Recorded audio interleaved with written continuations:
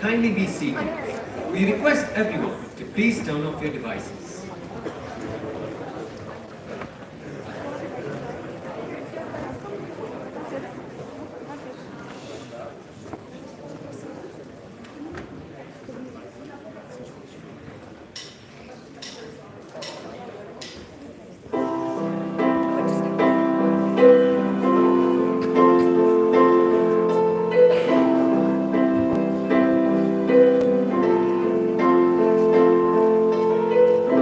Imagine there's no heaven. It's easy if you try. No hell below us, above us only sky. Imagine all the people living for today. Imagine there's no country. It isn't hard to do. Nothing to kill or die for, and no religion too. Imagine all the people living life in peace. You may say I'm a dreamer, but I'm not the only one. I hope someday you'll join us, and the world will be as one.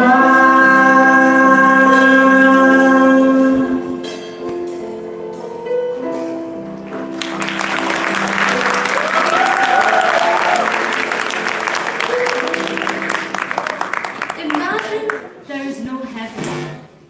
It is easy if you try.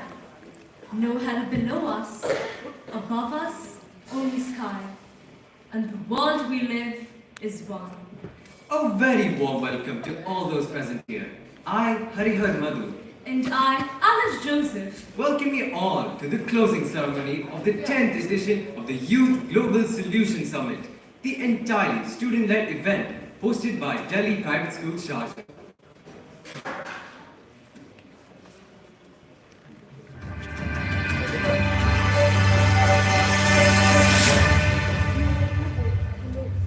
empowering young people and providing them with the tools and resources necessary to make a difference.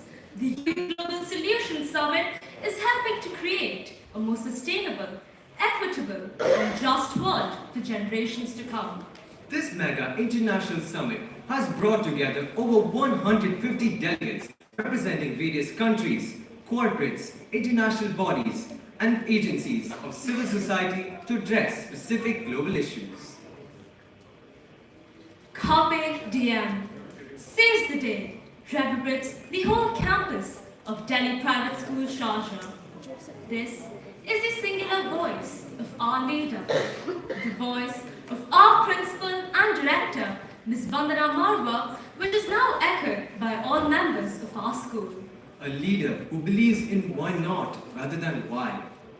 A leader who believes that learning knows no boundaries and that every student should have a voice and take the untrodden path of discovery and innovation. With immense pride, ladies and gentlemen, I call upon our principal and director, Ms. Vandana Marwa, to deliver the welcome address.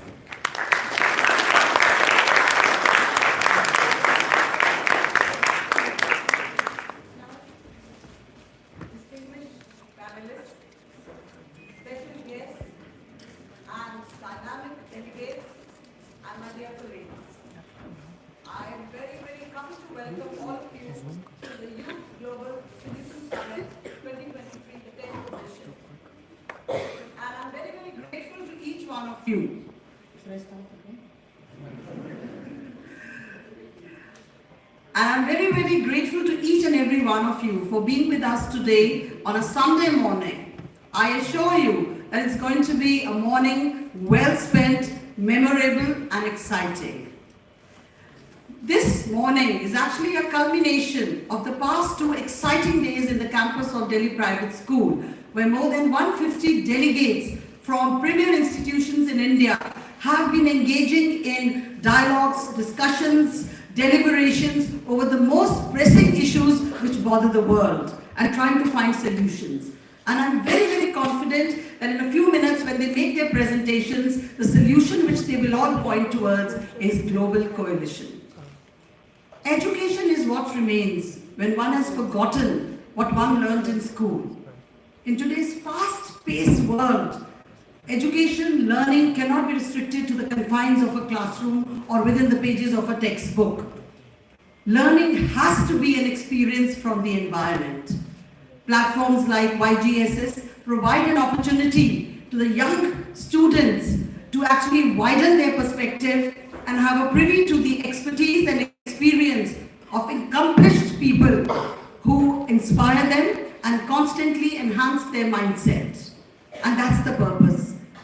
We as educators constantly ask ourselves, are we nurturing lifelong learners who can take on the unknown challenges of the future?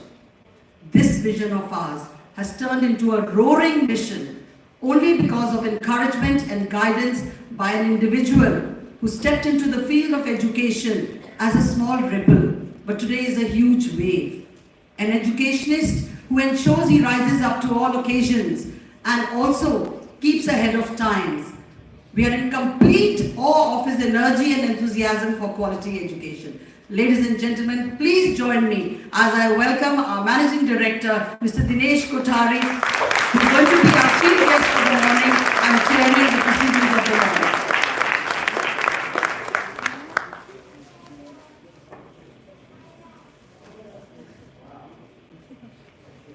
I also very warmly welcome our director, Mr. Ali Khyar, who's been traveling but has made sure that he's here today with our youth. Thank you, sir, for your presence.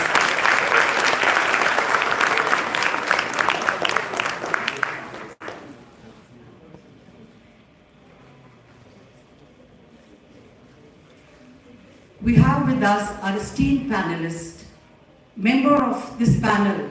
Each one is an accomplished achiever, a voice with great relevance, change makers of the society. Each of the panel members have decades and decades of experience behind them. They've not only seen challenges, but they have turned challenges not only to opportunities, but they have a success story to share as well. A very warm welcome to each one of you. And I express my heartfelt gratitude to you because you're giving the most valuable gift to the youth of today, your valuable time. And that's what matters. A big round of applause for each one of you. I also very warmly welcome all our special guests from various fields who are with us this morning, representatives from various schools, and I thank all the leaders of the various schools who've joined us in our endeavor. To all our young delegates, you inspire me.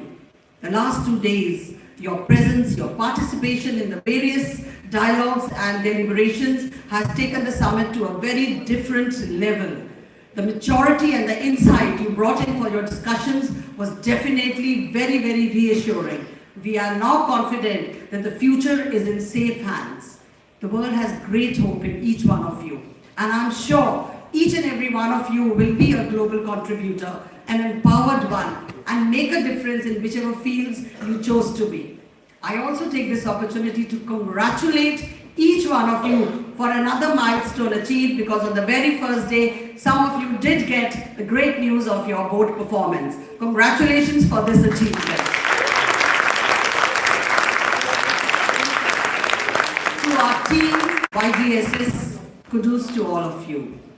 This initiative is completely led by students, and the brainchild is in fact the student body at Delhi Private School and the alumni all over the world. Fantastic job done. I also placed on record my appreciation for the program advisor, Mrs. Amy Farzana, and the heads of Department of Commerce and Accountancy who have sought material.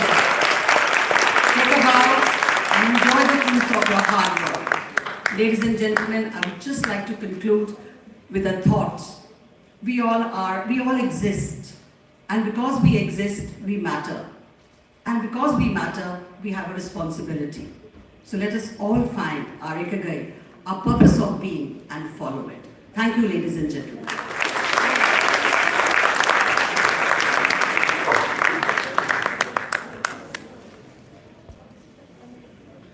Thank you, ma'am. Your words have been a constant source of inspiration, signaling a promising future for us, the students. Over the years, the Youth Global Solutions Summit has brought together various stalwarts of all sectors of the economy and student community to deliberate on innovative, sustainable, and futuristic ideas. It highlights the importance of empowering youth, giving them the platform to be the change makers. Let us give you a quick glimpse into the years gone by.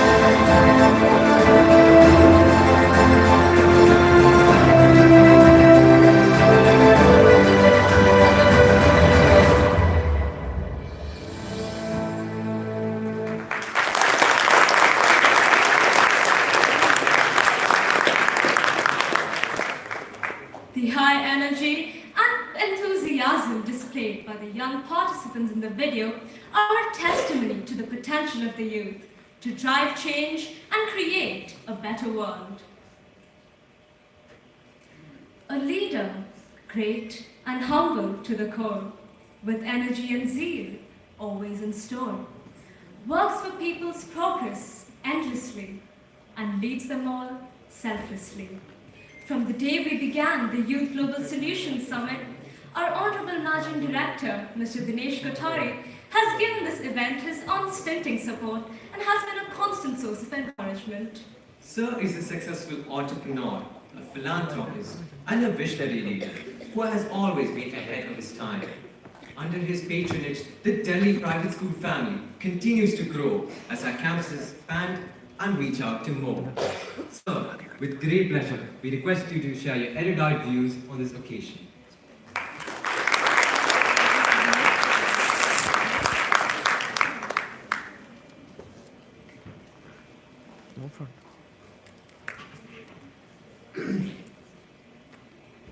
Happy morning.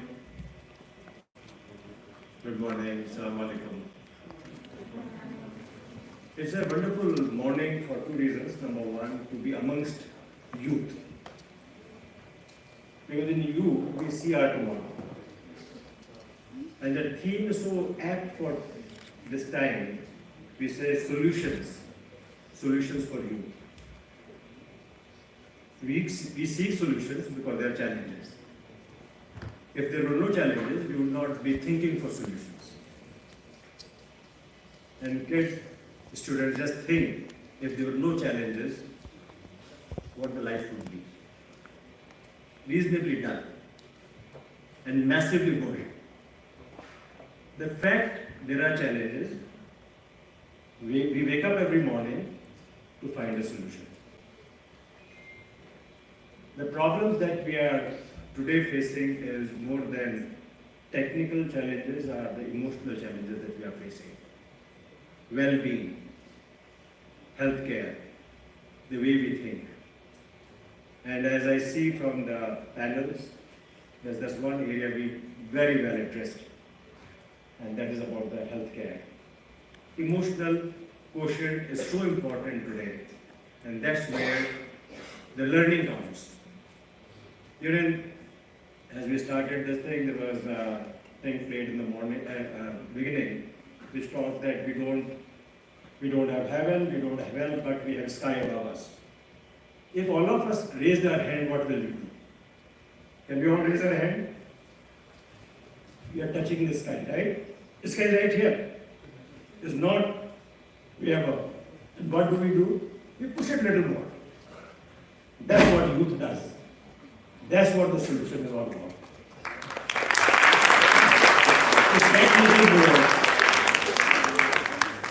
It's that little more that we do, that little more push that we give, is to find solution for a challenge that we all have. I'm sure this morning is going to be more educative for us, because you are the ones giving us ideas. You are the ones thinking of the future as to what the challenges are likely to be, and you are the one providing the solutions for yourself. So I think we are going to have a lot of takeaways from this summit.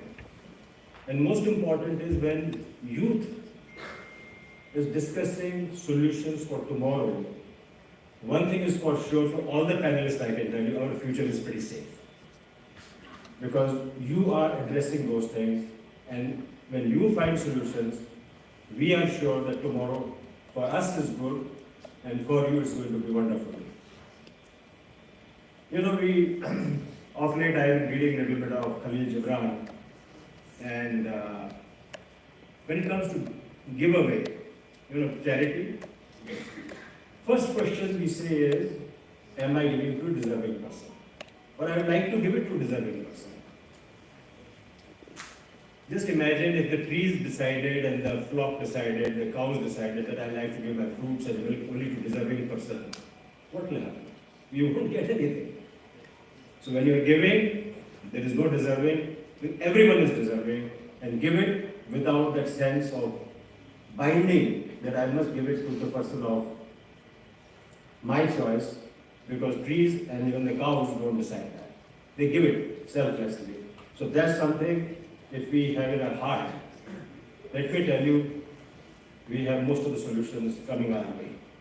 And wish you all the very best, and heartiest congratulations, Mrs. Mara, to you, your team, for putting together something so fantastic, so mind-stimulating, that year after year, you wonder what is next year going to come, because we think this is ultimate, but you have no ultimate.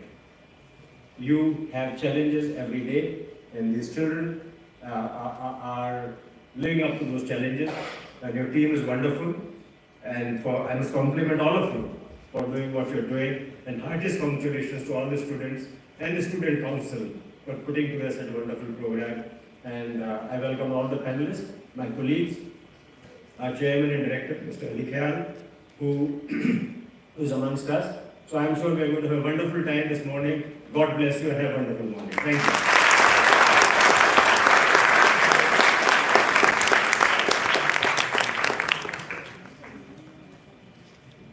We thank you, sir, for your insightful words. Indeed, the challenges we face today open doors to new opportunities. During the past 3 days, we have witnessed how Youth Global Solution Summit 2023 has voiced its concerns about the challenges faced by humanity on a global scale and elevated ambitions on taking strategic, collective, and sustainable solutions. On that note, we now hand over the podium to DPS Sharjah's proud alumni and our summit heads this year, Ronak Raghavan and Khyati Saxena.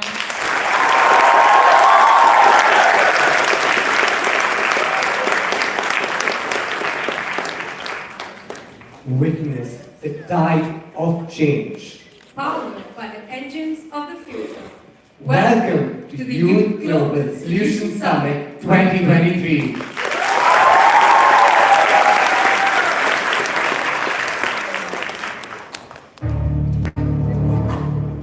The year is 2123, and humanity, as usual, is at work. War with planet Earth, war with its inhabitants, and unsurprisingly, war with themselves. In a century, much has changed, perhaps they have flying cars, self-centered robots, or even self-sufficient ecosystems, thriving in a world disconnected from the present. However, they are still stuck in the exact same place they were a century ago.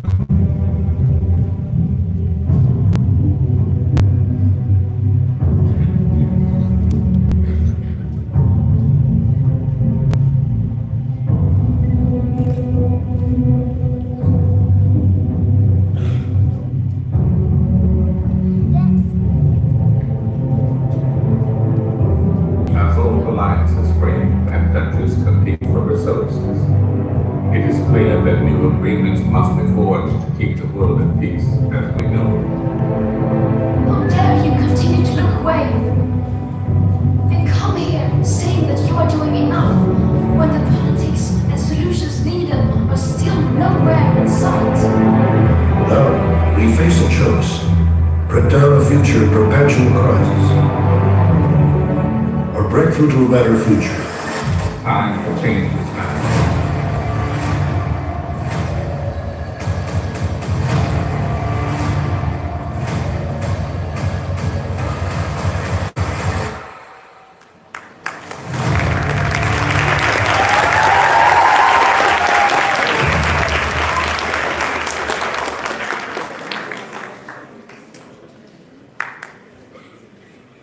The last 3 days have been a culmination of innovation, negotiation, and productive cohesion.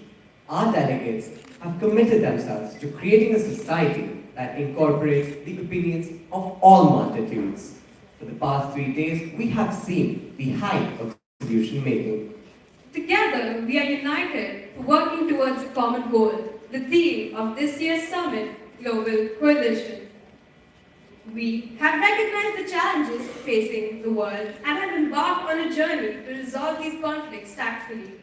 Today, we stand as a testament to 10 years of deliberation and discussion alongside our declaration that we are ready to be the change. Education is a bridge that everyone must cross before entering the real world. Mr. Dinesh Kothari, a chartered accountant by profession with over 42 years of experience, corporate and entrepreneurial. He has taken forward the stride to play a vital role in education. Our beloved managing director is the founder of Delhi Private School, Sharjah, Dubai and Jodhpur. And he strives himself forward with the only goal to be a pioneer in the field of education. He is a notable visionary whose goal is to play a role in education and set the foundation for a better tomorrow. Sir, we request you to take the dais.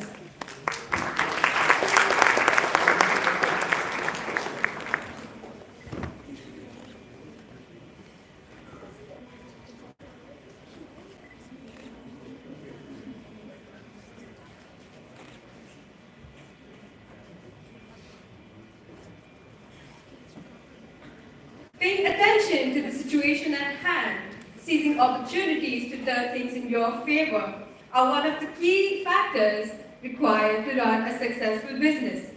Mr. Luke Paramore has left a significant impact in his business with veritable success in the luxury retail industry. With over 30 years of experience, he has held up the top managerial positions from the age of 26 in companies like Ralph Lauren, TAG Heuer, and Ed Stern Jewelers. He is currently the chairman and CEO of the Mars Jewelry. Further, leveraging his vast experience and network, Mr. Paramore has established his own strategic management consultancy firm in Dubai within the luxury and fashion industries. So, requesting you to take the dais.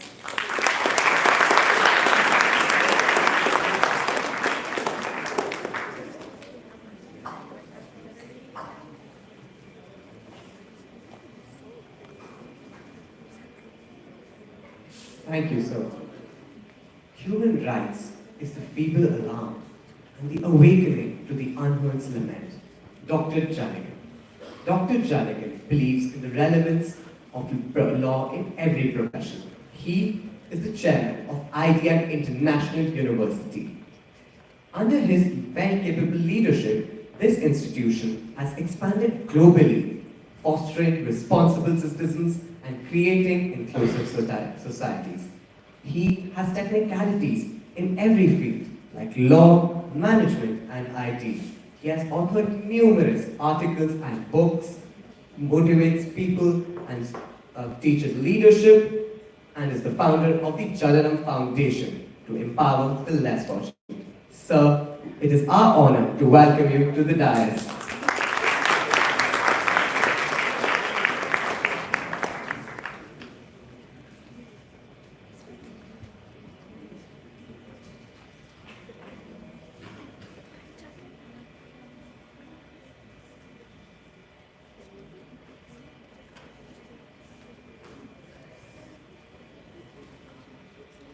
Among the future's unsettling ways, health equity is a treasure yet to be found. Dr. Ravi Singh Parihar is a renowned orthopedic surgeon and has contributed towards the healthcare sector for the past 2 decades in both India and UAE. Dr. Ravi has lectured for CME programs and has numerous journal papers towards his name. In addition, he is an active member of the International Society of Orthopedic Surgery and Traumatology. Dr. Ravi is a staunch believer in the significance of universal access to healthcare and continues to strive towards enhancing the equality of healthcare in today's world. So, requesting you to take the dais.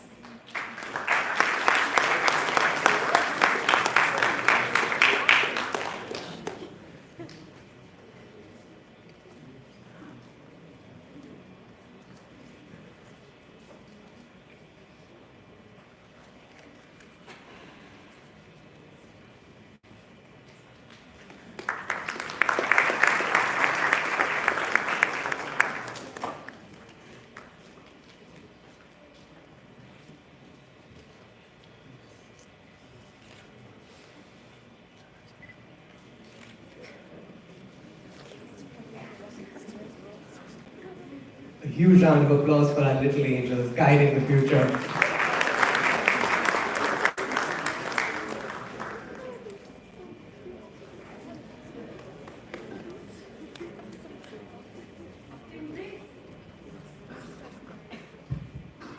Embrace the power of unity as we gather to safeguard our planet and nurture a thriving environment for generations to come. Mr. Mukul Anand, a renowned expert in the electronics industry, is our esteemed panelist for the Earth and Climate Change Council. Being an engineer by profession, Mr. Anand has dedicated his career to sustainability. As the founder of R3 Factory, he champions the reduction of e-waste through repair, buyback, refurbishment, and reselling. Mr. Anand's Eco Warrior initiative actively engages society and retailers to manage the reverse logistics of e-waste, driving significant change and collaboration. His vision aligns with our mission to create a sustainable future and preserve valuable resources for generations to come. Sir, requesting you to take the dais.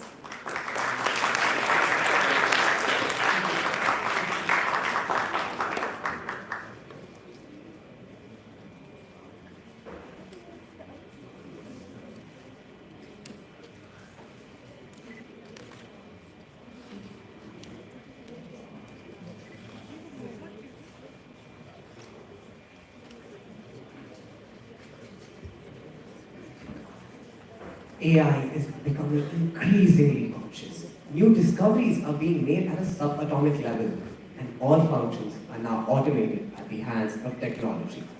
The future of the technology and sciences industry is very bright, provided humanity takes the right steps for its overall welfare. Mr. Suchitran is a renowned pioneer whose areas of expertise regard business transformation using digital services like AI, robotics, cloud, IoT, big data, and pervasive computing. Mr. Padikkal is a prolific speaker at academic and industrial forums across the region, and he has been nominated as Tata's Emerging Business Leader, and is currently also managing the Tata Consultancy Services MEA as a sub-unit outside of Dubai. Sir, it is an absolute pleasure that we welcome you to the dais.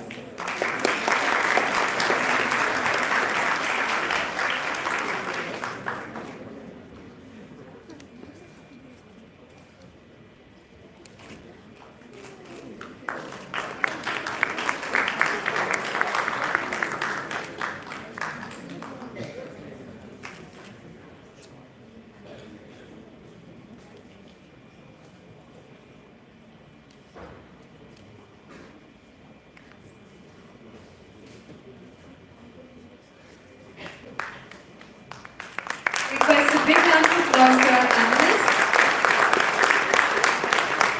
Now on to the much awaited panel discussion. We will now have a representative from each council reading out the plan of action, followed by a panel discussion, which will move forward to the audience interaction. Starting off, the Education Council. The Education Council, in its noble pursuit to provide universal accessibility in all realms of education, was tremendously successful in creating pragmatic solutions for a better tomorrow. What can transform the lives of millions of children around the world? How can we grow economies, build enterprises, and create futures? Where can we find the answers to our most complex problems? Education. Education allows us to harness the world's most valuable resource, youth. However, 61 million children are not in primary school. Over 250 million children in school are not learning basic skills. 15 million children are working rather than attending school. Urgent action is needed. 25,000 young girls a day are being forced into marriage and taken out of education. Education pulls individuals out of poverty and makes businesses, economies, countries, and the global market stronger. For every $1 spent on education, $10 to $15 can be generated in economic growth. Where do we want education to be in the next 10 or 15 years? What we really like to say in the future is a community opportunity where the every stakeholder and every detail. So where do we start? Let's put the most vulnerable children at the forefront of efforts to build a more equal world. Let's reimagine education. Let's imagine what schooling could and should look like. Let's start today.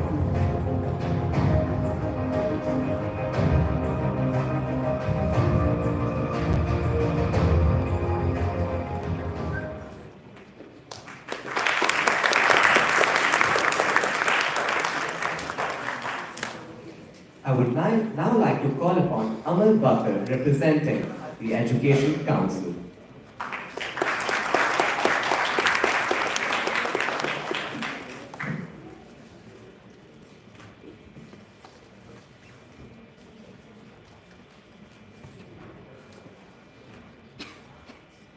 Here is a question to everyone here. What is the root cause for illiteracy and the lack of education? Is it child labor? Wait, no. That is actually a consequence. Well, it could be conflict and natural disasters.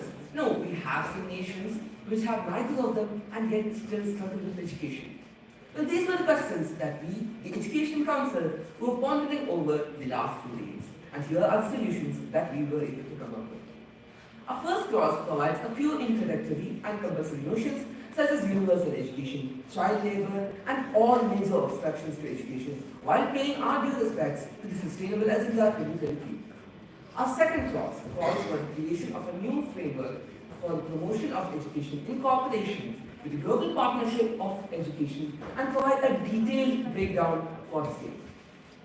Clause number 3 requests educational and humanitarian corporations to come together to form the Alliance for Educational Corporations, which would enable increased and smoother aid. Such an alliance would not just benefit people, but also the corporations themselves, since it would enable collaboration of newer technologies, innovation, and others. Clause 4 delves into accountability and transparency, whereas Clause 5 urges for the creation of an emergency education fund.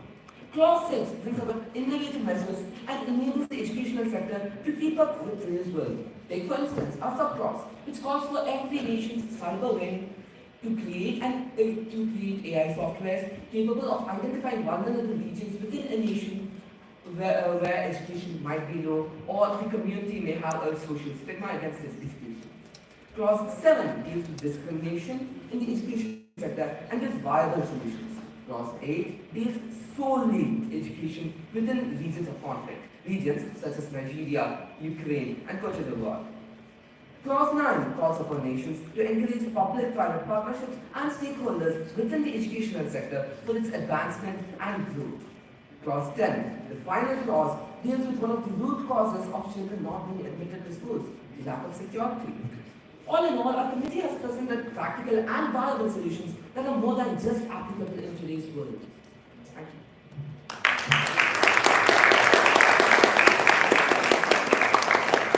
Thank you, Amal. Mr. Kothari, as an esteemed panelist for the Education Council, we now request you to impart your pearls of wisdom on the pragmatic solutions presented by our Council.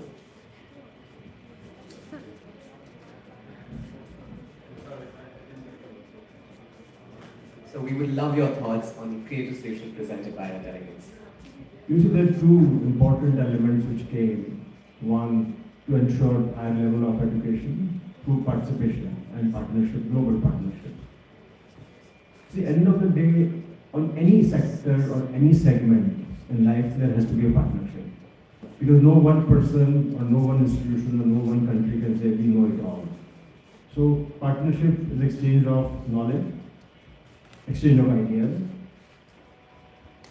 and transfer of knowledge from one to another. So partnership is key. Number two, important thing is that we cannot strictly go only by the rules of the country. We need to create an environment where awareness is more. You see, the difference between education and literacy is what we need to draw. Unfortunately, in countries where literacy itself is very low, then to talk, I will take example of India itself. The problem is our literacy rate is very low, and therefore education has not found the necessary impetus which it should. Though government has come out with a new policy, new education policy, which means a lot.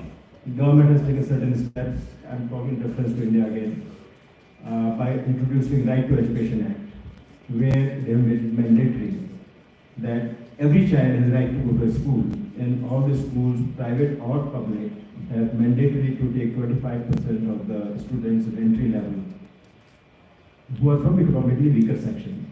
So step one is to provide literacy, and therefore, obviously next phase will be education. And the difference between information and knowledge is what has to come. So first has to be information, then the knowledge comes. So I think my view is that the government and the world is moving in the right direction, recognizing the need for higher literacy, therefore higher education. Thank you so much, sir. That was deeply insightful. So the comment about public and private partnership has intrigued me to ask. From a business perspective, the private sector has always been seen to maximize profits and a monetary perspective. We open this question to all of our panelists. How do you see this dynamic being settled in a place where companies are tasked with prioritizing profits as well as aiming for human welfare? Public and private partnership is the theme. You see, what is happening, or what was happening till a few years back, we assume provide we took it for granted that providing education was only responsibility of the government. And therefore, we did not participate actively. Therefore, government came out with certain steps. First, which I said, Right of Education Act, which was implemented 7-8 years back. Today, people from that section of society are having access to quality education. Therefore, public and private partnership is a very key thing. Obviously, there are lots of challenges. Let me tell you that it's not a smooth path. Because when government says you must take X number of students to provide them education, and the government says, I'll pay you Y amount of money for it. And suppose our tuition fee is 100, government gives you $10 and says, okay, I give you 10, and the rest we subsidize. The theme of whether it should be profit or no profit, I don't know why profit should be a dirty word. At the end of the day, unless it makes economic sense, nobody is going to invest money. What you can say, have certain limitations that Y amount of profit you will give by subsidizing these students and so on and so forth. And that's what is happening, which is a wonderful thing that is happening. And that's my thought on public-private partnership. It's a very good thing and must happen. And there are challenges. It's evolution. It's a new thing. As we go along, we'll find solutions to those problems as well.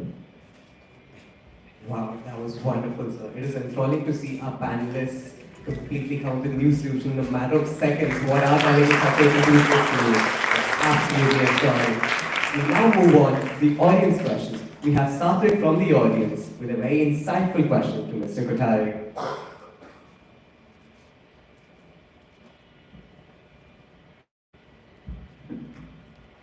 Mr. Kothari, the public-private partnership has emerged as an important option to involve stakeholders in the education sector. So could you highlight any challenges that need to be resolved before it becomes a universally viable model?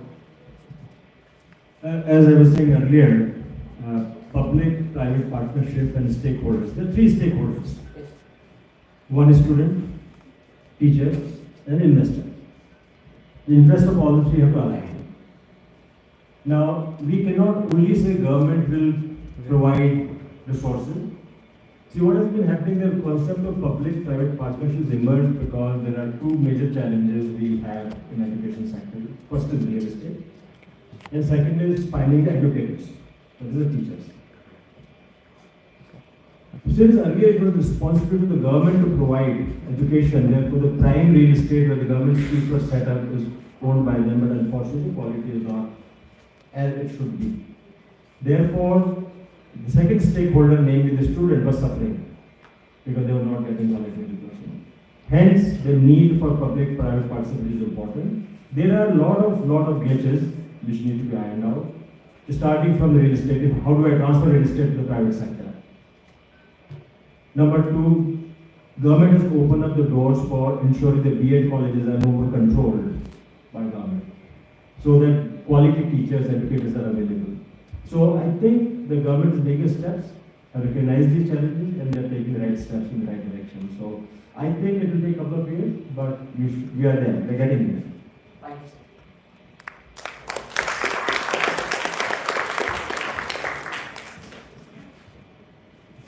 If you allow me, I'm not a specialist of education, but I just want to give you a different perspective.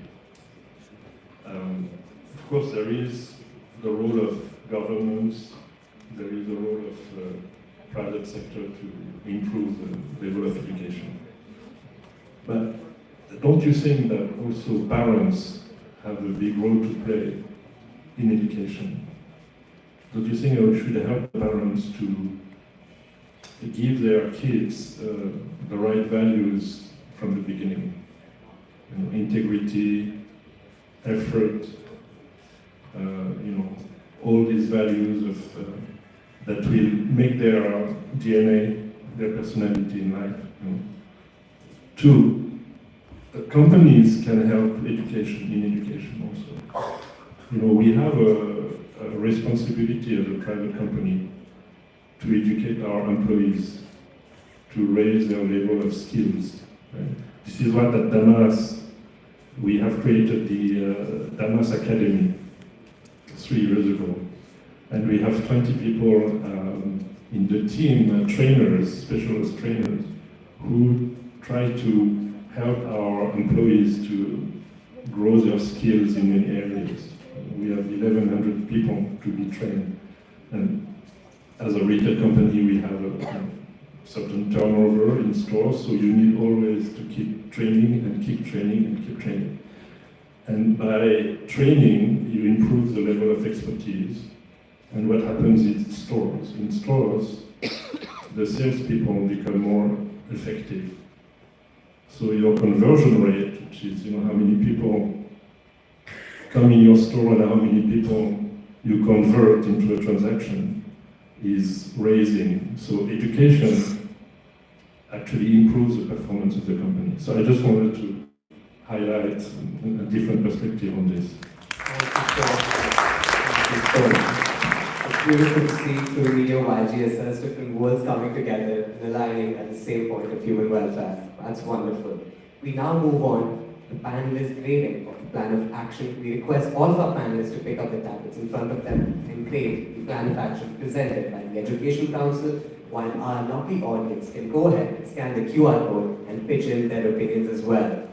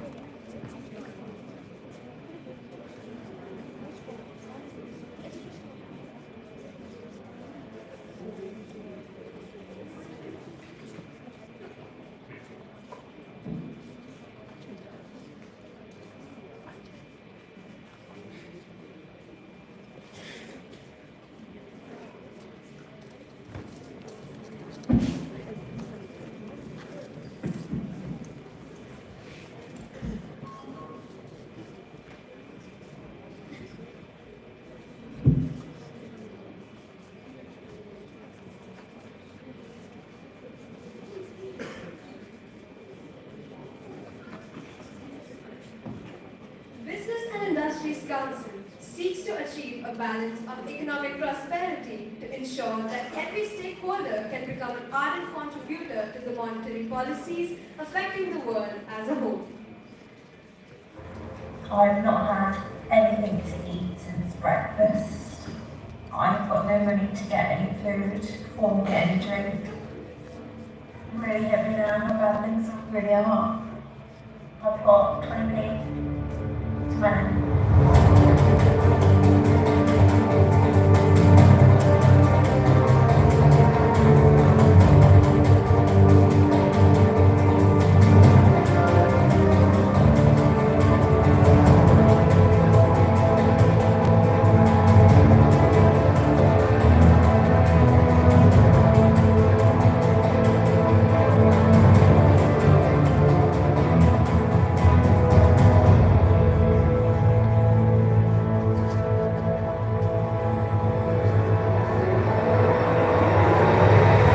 The US Federal Reserve, European Central Bank and the Bank of England have all resorted to raising interest rates higher than they have in decades.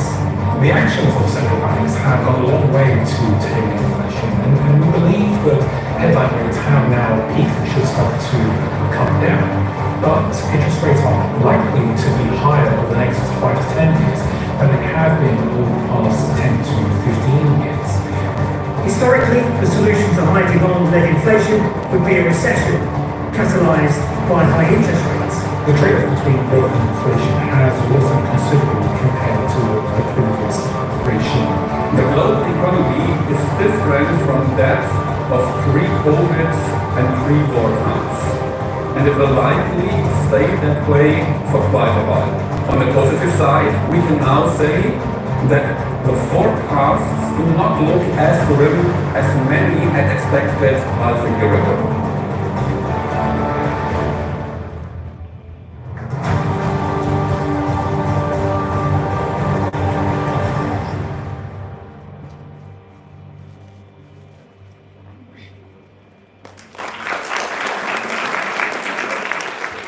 I would now like to call upon Mayur Patil Sohanlal, representing the Business and Industries Council.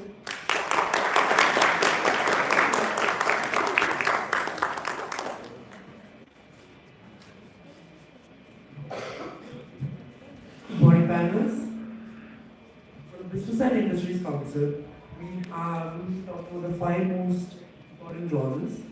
First of all, we recommend governments to work on the issue of unemployment and weak labor force participation by easing restrictions on occupational licensing so that more employers will be able to enter the market. And secondly, they will be ensuring that tax transfer programs and work incentives will be provided to these employers. We also would like to implement a stress test conducted by the central bank of every single country so that to see the balance sheet of each and every single bank to be able to handle a recession. And it's very important that considering we just had these bank failures in the past month. We would like also to call upon countries and corporations to combat the grave effects of the unipolarity of trading and currencies and the unpredictability of the dollar as a global currency. Currently, the dollar is the main trading partner and there's a huge dominance on underdeveloping countries. We would like to encourage more other currencies such as euros, yawns, euro and yuan, so that there will be a more diversified global economy and the United States will be forcing the dominance of smaller countries. And for our final clause, we would like to promote the creation of a coalition of countries composed of the largest food exporting countries and other corporations. It will be majorly India, US, PwC, Ukraine, Netherlands, and this will promote the centralization of the agricultural industry where it is the least decentralized. And we would assist countries, and this coalition would have some requirements to join, but we would help assist countries who have the capabilities of entering the coalition, but cannot due to the lack of development in the agricultural industry by providing them with funds from the IMF. Thank you, and I'd like to hear your opinions on the plan.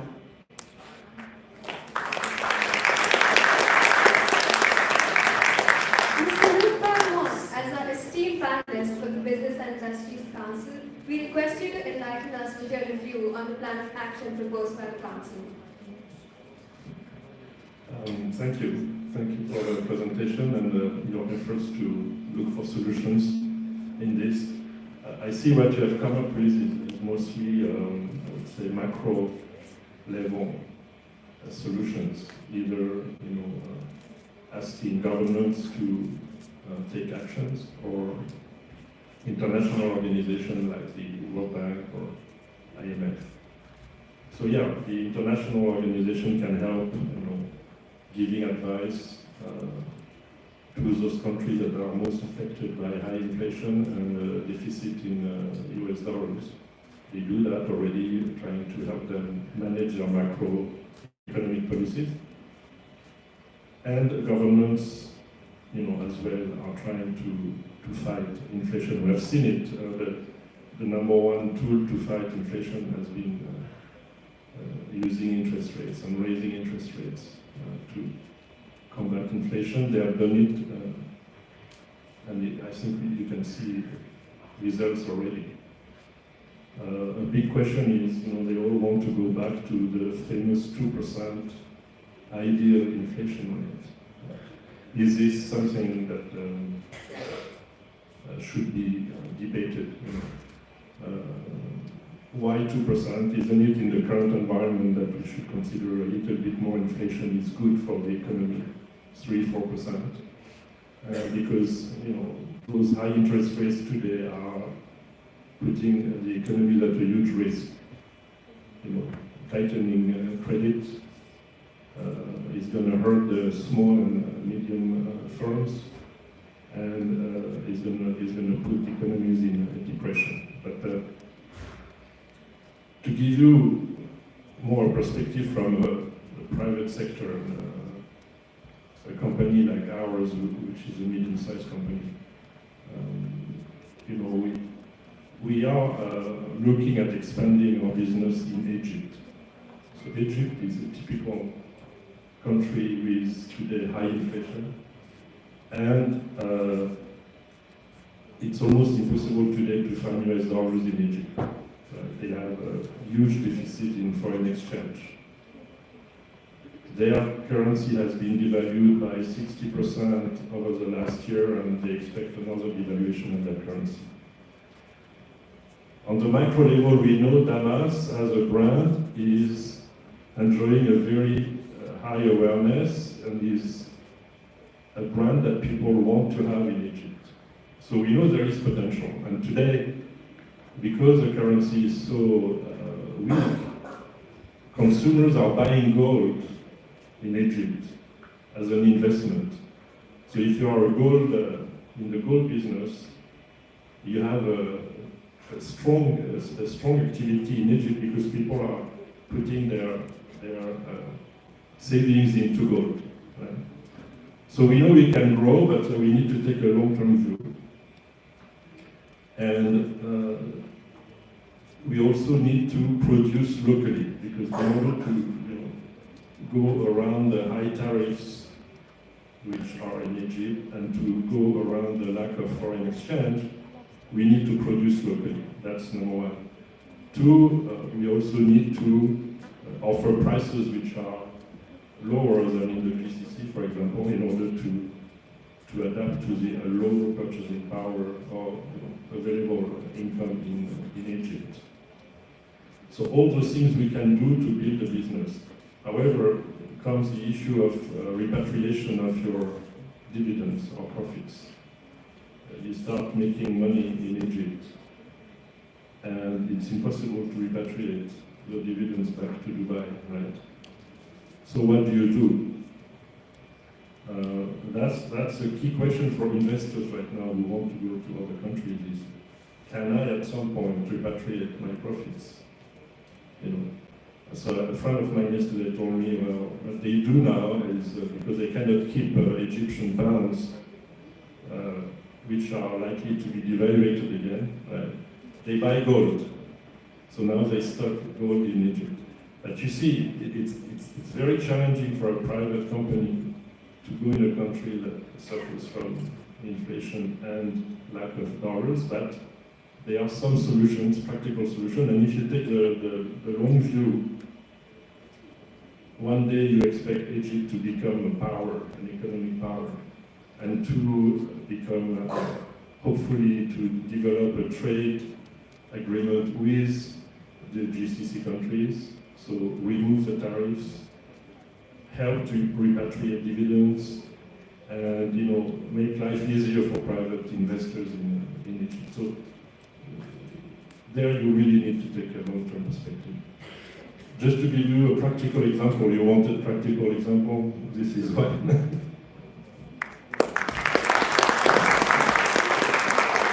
I have a question for you. You are a very niche brand product. And the competition, different brand for the same product, aiming for the same ladies as the customer. Because jewelry is something they like to buy. What are the main drivers which makes one brand succeed and other brand fail? Okay, do we have the full day? Because this is the $1 million question, right? I work always in the luxury industry, which is basically non-essential goods, right? So it's goods you buy for your pleasure or for the experience. So what is the true success of a brand? How can we measure the true success? It's when the brand is desirable. Desirability for me is the main benchmark to say we are desirable, we are successful, because we manage to create the emotional connection with our clients. So to answer your question, that there is not one driver that makes a brand successful. It's really a multitude of things you have to do to create this magical result. In Europe, in the Middle Age, they had what they called the alchemists. Right? The alchemists were they had the magical power to transform lead into gold, right? And I'm trying to be an alchemist today. Right? So, all of us inspired by you, I'm sure. So what it means is, there is something magical about a brand. If you look at Louis Vuitton, if you look at Hermes, there is something magical. You don't always know why it's working, but you have done everything right.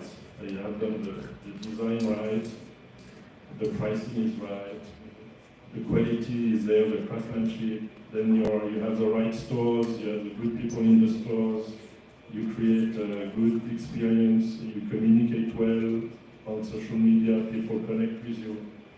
You need to do all those things.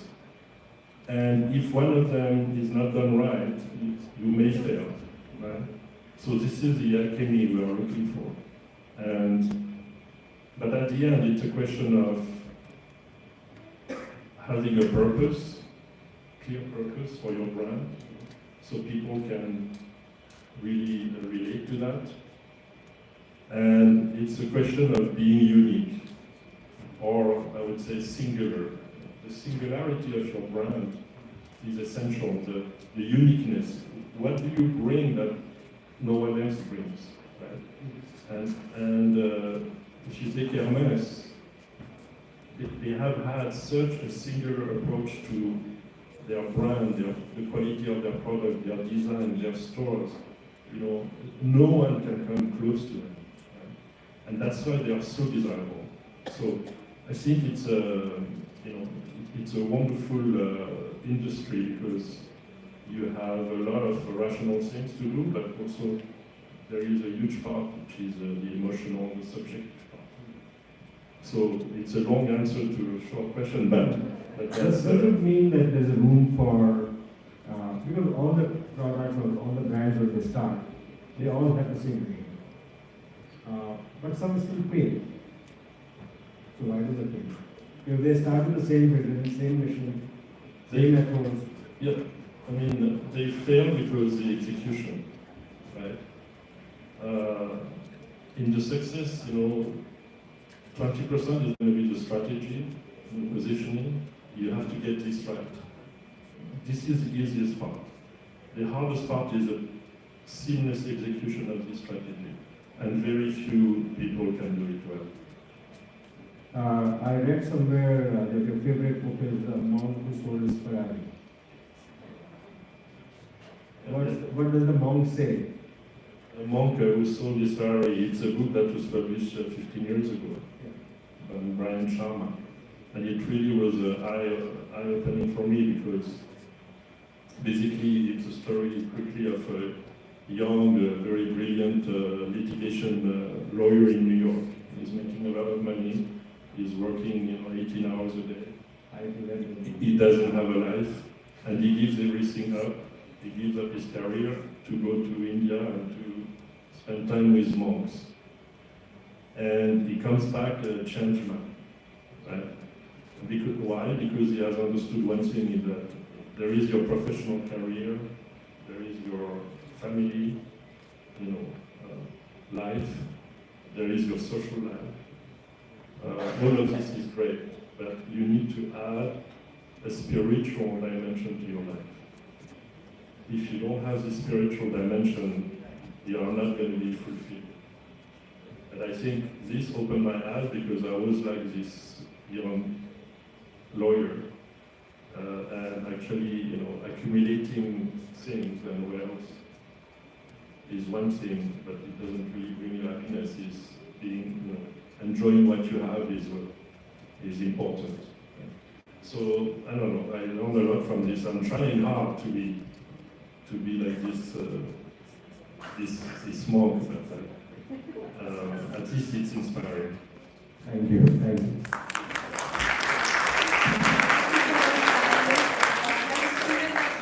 Pursue economics as a career path. This was definitely very educated. Trying to understand the world of business. This really gave a deep and insightful understanding for the same. Before we move on to the next council, we request the judges to please tabulate their scores and for the audience to scan the QR codes and give us their remarks.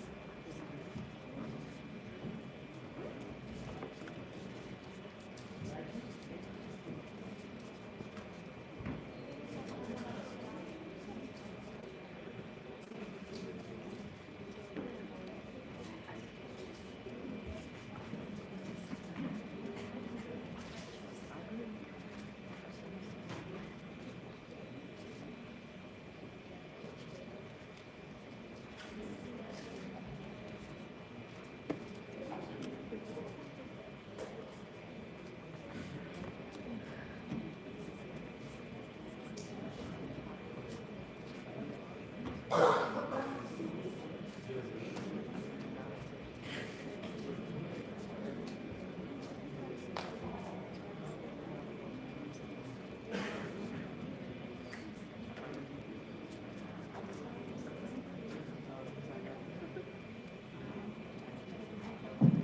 you, esteemed panelists.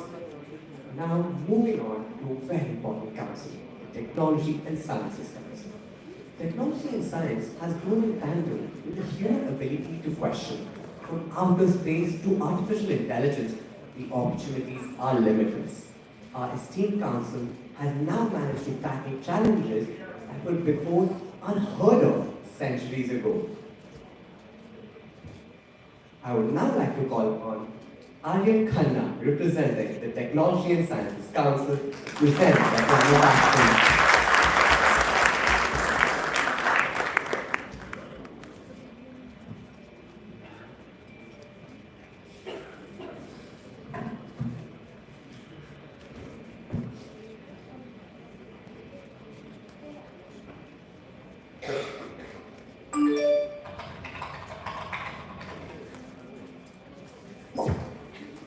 Technology is advancing faster and taking less time to be widely adopted than ever before.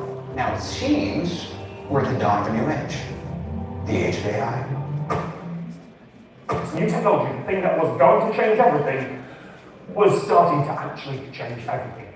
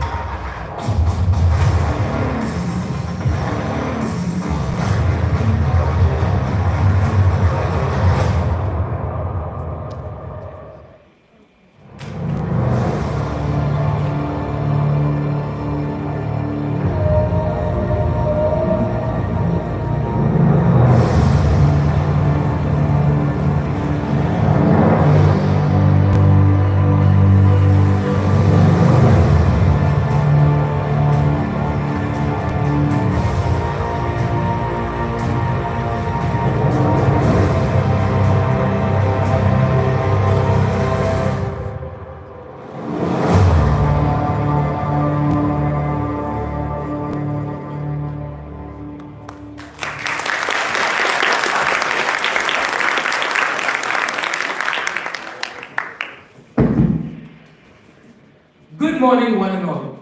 My name is Aryan Khanna. I'm here today to represent the Technology and Science Council. Stephen Hawking once said, "Success in creating AI would be the biggest event in human history. Unfortunately, it might also be the last, unless we learn how to avoid the risks." As the committee stands here today, at the dawn of a new era, AI is humanity's new frontier. AI has been pushing and creating new profound boundaries of what the human race can achieve. But to ensure its safe implementation, the Council has come up with the following plan of action. The first clause focuses on the establishment of a subcommittee, the guiding organization for the development of artificial intelligence, GOD-AI, within the framework of the International Telecommunications Unit of the United Nations, to ensure the monitoring and safe implementation of artificial intelligence throughout the globe, followed by Clause 8 in later sections that was passed by the committee to ensure the impartiality of selected members of the subcommittee GOD-AI. The second clause urges institutions and nations to integrate a modified version of the windfall clause. These funds will be managed by the World Bank to provide for unemployment and underdevelopment created by artificial intelligence. The third clause urges that institutions around the globe implement the 3-line defense model and the 5-line defense model once it has completed trials. Clause 4 encourages that the funds obtained after the implementation of the modified windfall clause to be used to work towards further implementation of Sustainable Development Goal 4, 7 and 13. Clause 5 urges that the transfer, sharing and trade of the knowledge of AI be encrypted between the provider and the receiver. Clause 6 encourages countries to allocate funding for research and development of AI. Clause 7 calls upon countries and corporations to make all AI systems as transparent and clear as possible in relation to data collection policies. The committee had passed these 8 clauses to ensure that our agenda, forming global coalitions to ensure artificial intelligence is developed and implemented responsibly, efficiently, and safely, is achieved. Thank you.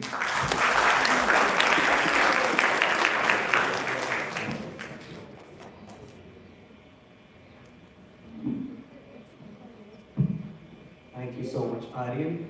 Our revered panelist with Technology and Sciences Council, Mr. Suchitra, we would now like to invite your remarks. Good morning, everyone. First of all, I would like to echo the thoughts of Vandana ma'am to congratulate all of you to participate in this particular summit, even during that the results being announced. Okay? Kudos to all the achievers.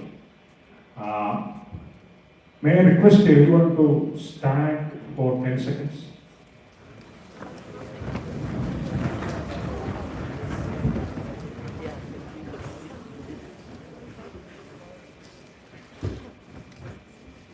Thank you. So this is just to break the monotony of sitting, okay, so more than 1 hour. Also to emphasize the importance of AI impacting your life. Okay. The minute you stood up, the seconds you sat down, somebody has captured the data. Right? There is nothing but your smartphone. How many of you don't have a smartphone here? Very less. You don't have a smartphone, right? I'm assuming the people who are raised doesn't have a smartphone with you, right? Smartwatch, probably you have. But what I would like to say is that AI has been with us for more than a decade now, in one form or the other. And AI is going to stay. Centuries ago, I would say 100 years ago, or more than a million, the same thing happened when people were fearful about learning or writing, right? So there was nothing or people didn't know how to write it. Somebody wrote, somebody read, and they found importance of reading and writing, and they started to learn that. AI is going to be same. And AI is not only the technology, there are other things happening in the world which is completely transforming the life.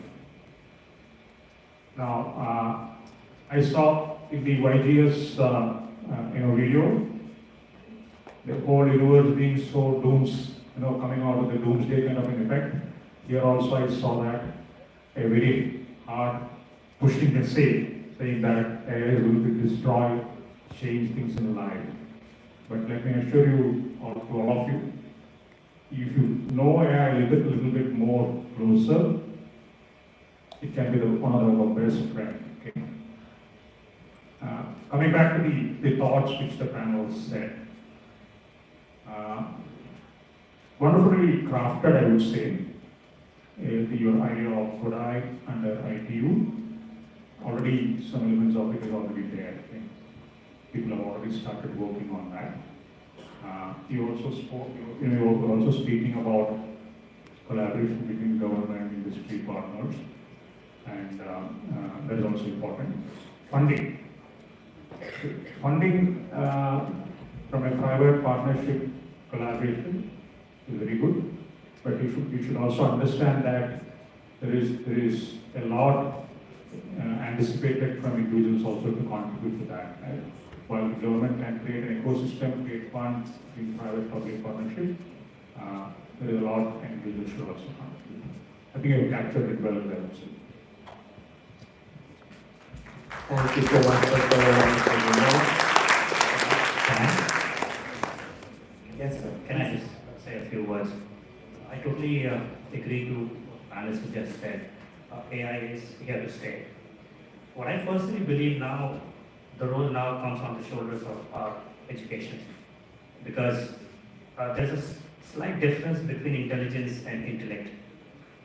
Intelligence is the information which we all receive from different sources, from our teachers, from books, internet, and even through AI. But intellect is how actions depend on the information what you get. So the time has now come to understand and divide between intelligence and intellect. If you're able to do that, I'm sure AI is going to make your life much more easier. But if you still rely only on the intelligence and not on the intellect, then this is going to be very harmful for you. Because if you completely are on AI dependent, your creativity is lost. You just blindly follow what your AI is telling you. Remember, AI, the A stands for artificial. And artificial cannot replace the original. So keep that in mind.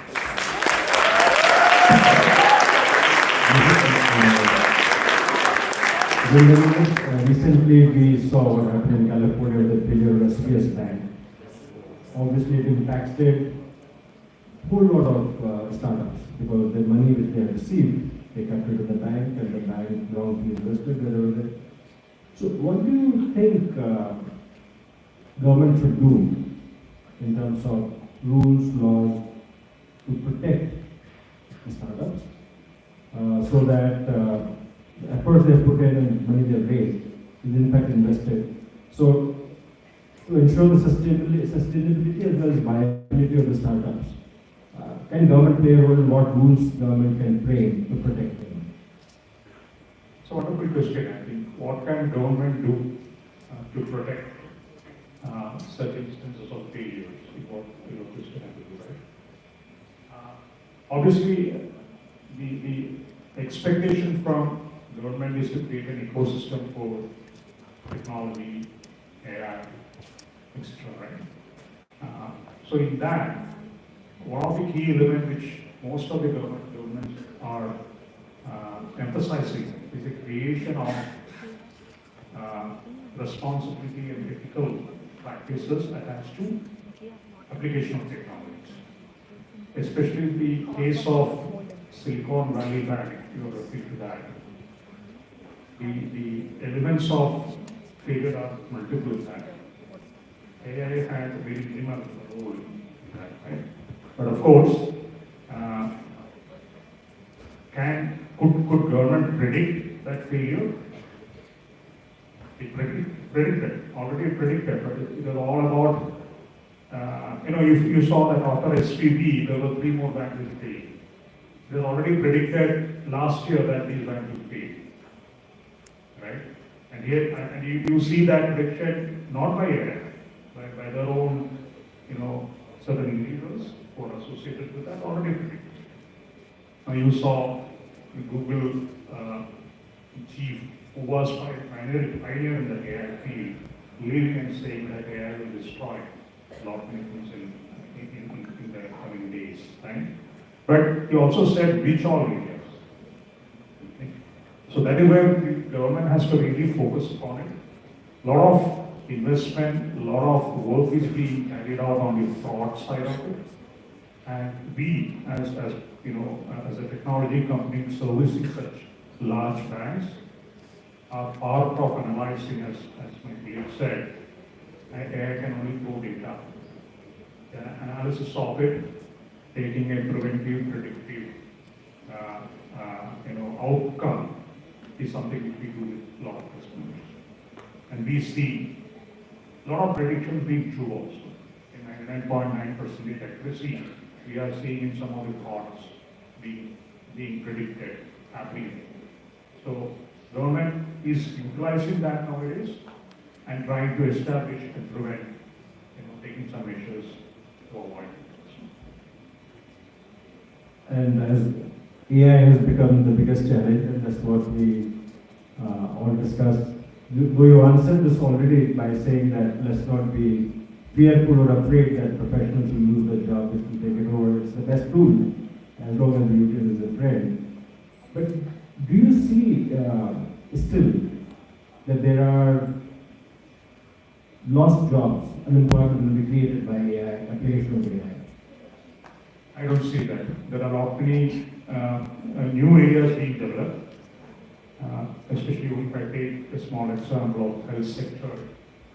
It is predicted now, actually we'll probably have data on that, but our analysis shows that little over 15 million jobs will be lost by 2026 in the healthcare alone. Okay? But parallelly, there is also a healthy prediction that another 25 million jobs are being created. Okay? It's not going to take away the jobs for sure. I agree with Dr.'s comment that artificial is a word which is a problem. What I propose to the whole AI community is that you should change artificial intelligence to augmentative intelligence. Right? When you consider that as an augmentation, then it's useful. Thank you. Thank you so much, esteemed panelists, and thank you so much, Mr. Suchitra. I must say your remarks were quite upstanding. Thank you, that concludes my dream of being my stand-up comedian. Anyways, we will now be moving on to the grading section of the Plan of Action for the Technology and Science Council. And once again, request our panelists to lift up their tabs and grade the Plan of Action while the audience can scan the QR codes and put in their remarks.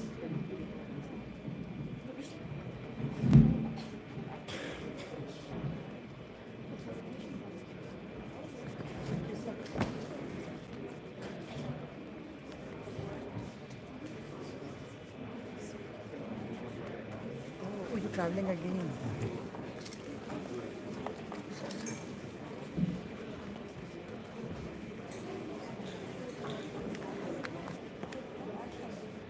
Thank you, panelists.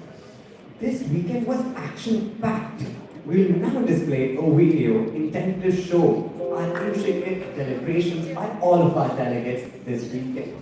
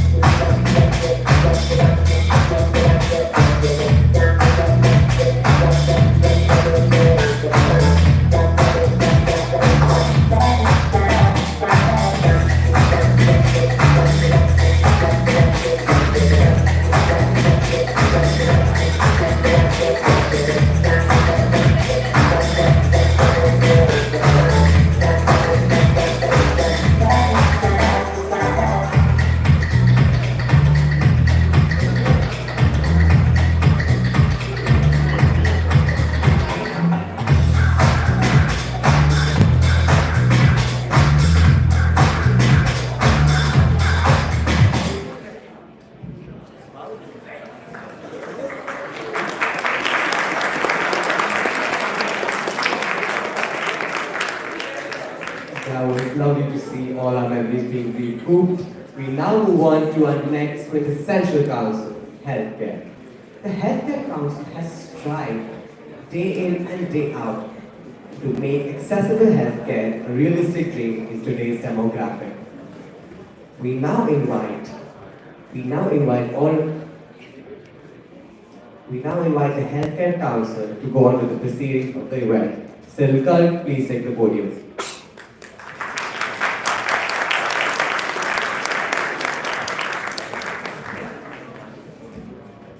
Disparities between people have always existed, but due to this, millions of people perish today. The Healthcare Council has worked actively for 2 days to find solutions to such problems and has come up with a plan of action. The first clause. The Council believes that it is extremely important to provide healthcare facilities to marginalized ethnic communities. These people must have access to traditional medicines and healthcare facilities. Second clause, the council believes that it is a situation that affects so many people on a very large scale, and that's why partnerships should be made internationally. And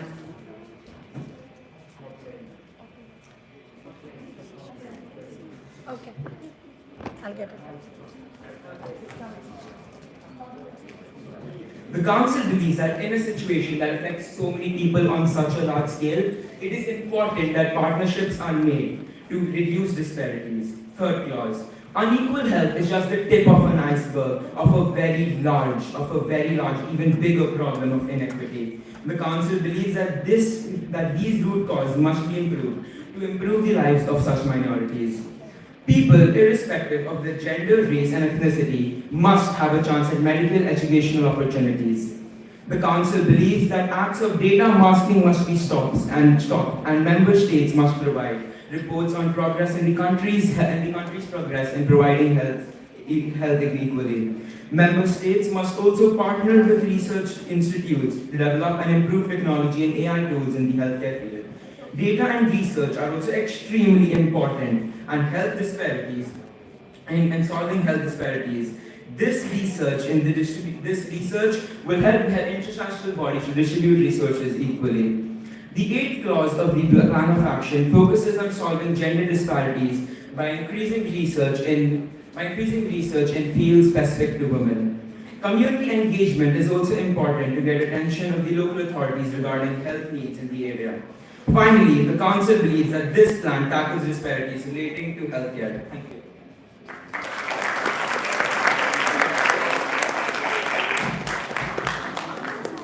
Before we move on to the panel's remarks, we now have a detailed summarization of all the aspects covered by the Healthcare Council.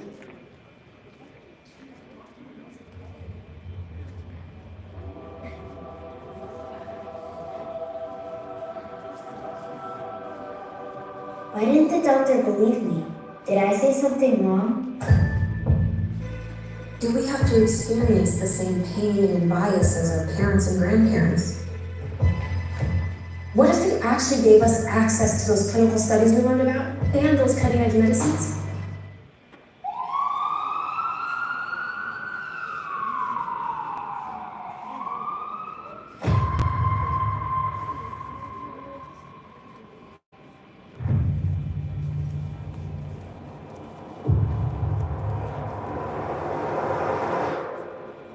The biggest indicator of how long you're going to live is your zip code.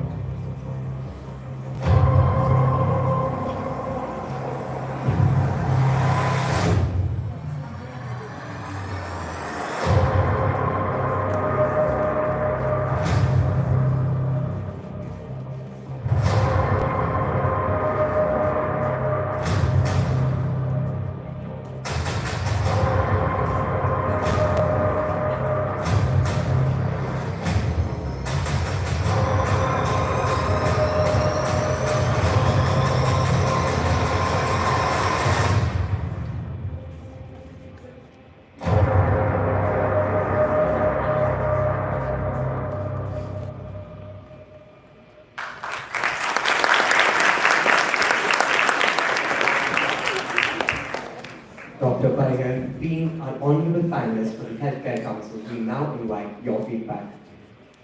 Thank you. First, I wish to compliment each one of you for the time taken to deliberate on such important aspects. Healthcare obviously is very close to my heart.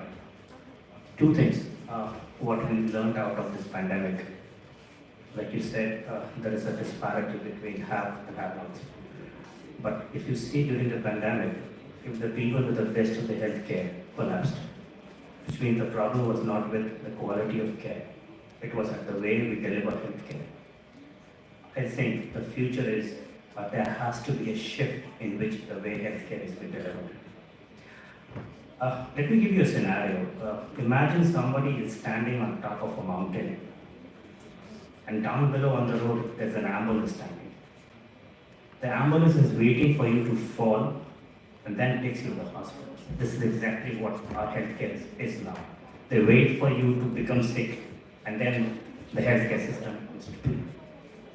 Again, go back to the same person standing on top of the mountain, and I create a fence on the mountain edge. You don't fall. You don't fall, you don't get to the ambulance, and you don't go to the health hospital. You reduce the burden on the healthcare by preventing diseases. That is what the future of healthcare is going to be from now.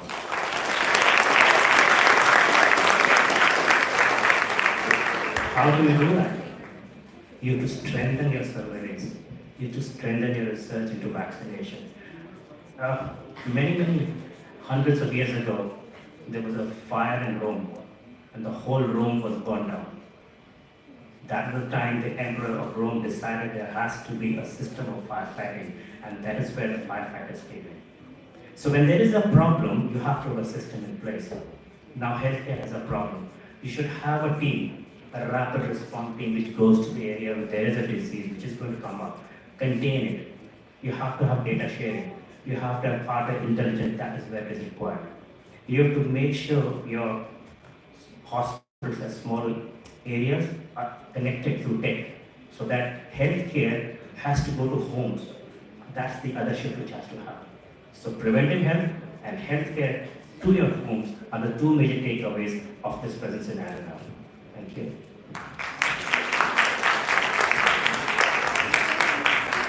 Absolutely, so important to have preventive. We just come out of the massive pandemic. Obviously, the whole world was not prepared. Do you think there is going to be any basis, way that this pandemic will be predicted, that is coming? And what sort of preventive steps should the world take to fight it in case we are able to make a prevention? Well, this pandemic has put the healthcare to the extreme test, both in form of delivery and also in the form of understanding. With this last 2.5 years, we've understood that we should develop a system where we can be able to predict any disasters coming. And not only that, you should have a system in place where you contain it. Now with the data coming in, we know if we can do a proper analysis of genome studies, we would be able to identify which area or which subset of population is prone to certain diseases. You can act on them.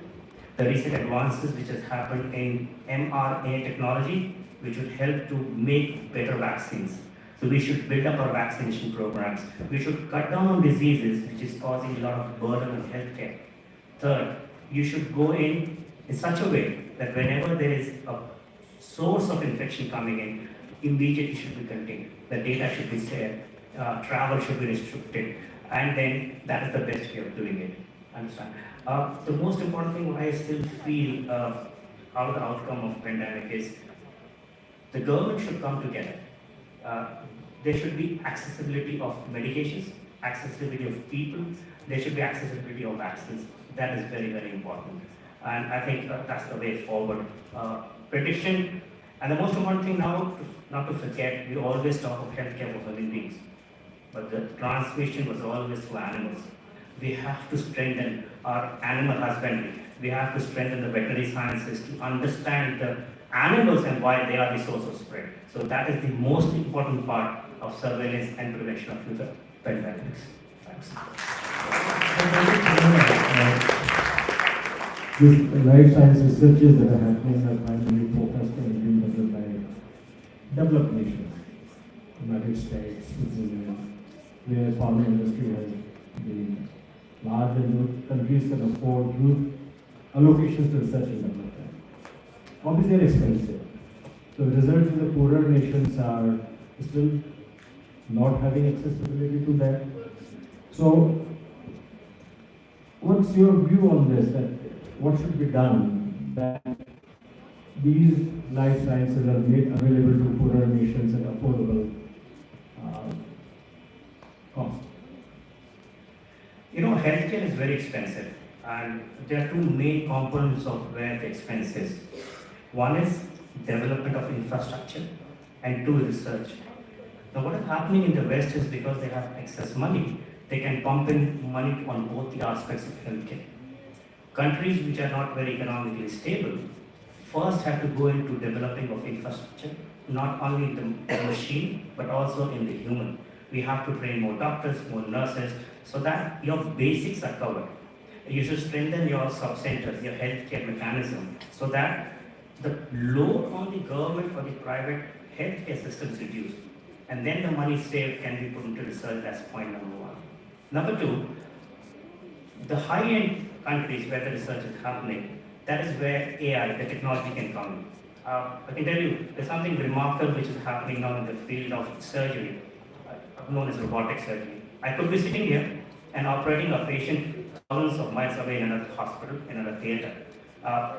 It's just time when this could happen. It all happens when 5G comes into every part of the world, because the time gap between my action and the action which happens with the patient maybe thousands of miles away should be less than 500 milliseconds. The day we break that, it will be very easy for surgeons across the third world country to be benefited from surgeons from first world countries. That is one. Two, you could have telemedicines coming in. That's how the technology can be transferred. You could be treated at home using both telemedicine and also tele-ICUs. You could have dearth of doctors at smaller places, but from bigger centers, you could still control the biggest ICU. So that's the multiple ways of trickling down science and technology to where it is required. There should be healthcare with no boundaries. Healthcare is of biggest relevance to all of us. I mean, since you have so many hospitals with local experience, you must have seen some innovations being implemented. So you'd like to know which of those innovations you think should be developed on a large scale so that it's available to world at large, and particularly it's also available in the countries where the resources are limited. If I were to break that down into three subsets, one would be how to increase knowledge on healthcare, two, how to deliver, and what to deliver. Now, with AI coming in, there are hundreds and hundreds of research papers being published month on month. There are millions of pages. No human being can read that and decipher it. Now we've got tech where those tech platforms read all the journals and summarize the results of whatever is happening. Because journals are published in different languages. It's impossible for a person to understand and read all languages. But the AI tool can read language in different forms, compile the data, and give you the right information. That's very important. That's the most important part of tech. Two, on implementation part, like I previously said in my last comment, delivery model has to change, so which means telemedicine, which we were able to implement during the time of COVID when the patient could not come to the hospital. Telemedicine came into play. Doctors could consult patients at home. But then at the same time, what happened when you became serious and there were no beds at home? Or you were supposed to be treated in a small remote areas with minimal services of high-end specialists. That is where the tele-ICU came. We could monitor the patient remotely through cameras and machines where we could live feed of the patient parameters, could dictate and tell what's to be done further. So that was the biggest innovation and outcome of pandemic. That is, I think, the two main challenges. The third and the most thing is, again, on manufacturing. I think 3D printing has got a very important role in healthcare. Imagine being able to print organs. There is a dearth of, I tell you, there is a dearth of 500 million hearts we require every year to prevent people from dying because of heart failures. No one does that. No one donates hearts. And that is where the 3D printing could come in, and we could save millions of people for that. Thank you. Thank you very much.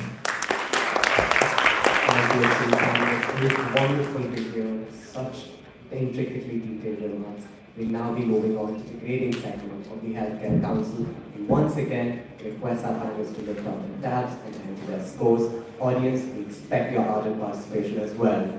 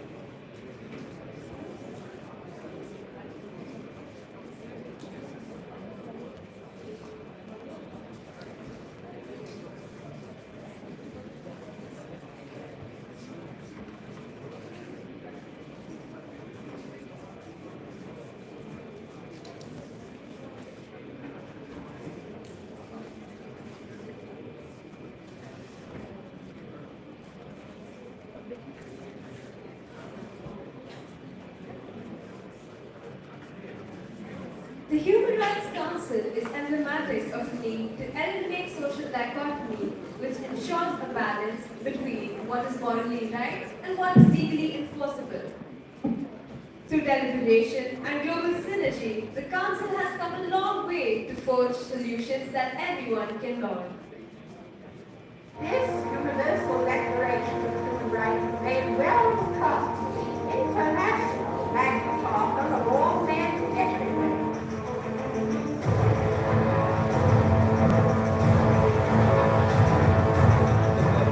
It was, and how much I think it reminded people of a kind of a shared humanity in a time when we had all been brought to a standstill because of the pandemic. You see that those who are most impacted are racial, ethnic, and national minorities. The economy is getting closer to a recession. Soaring new numbers from the UN on Ukrainians fleeing the fight. We cry. We all have the feeling that we've no home. Hundreds of thousands of people are depending on health and nutrition support from the UN's Agency for Children. The UN says around 200,000 children are malnourished, and the numbers are growing fast.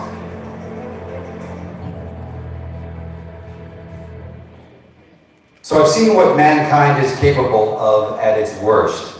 But I've also seen something else, something much stronger than hate. I've seen bravery and kindness and incredible acts of love. A new world order where diverse nations are drawn together in common cause to achieve the universal aspirations of mankind.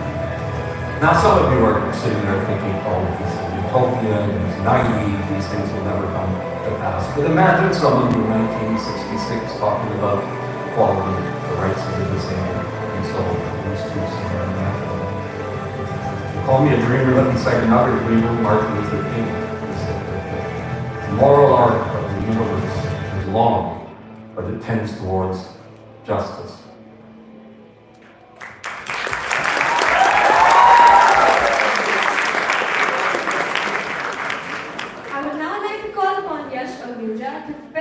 To present the plan of action for the Human Rights Council.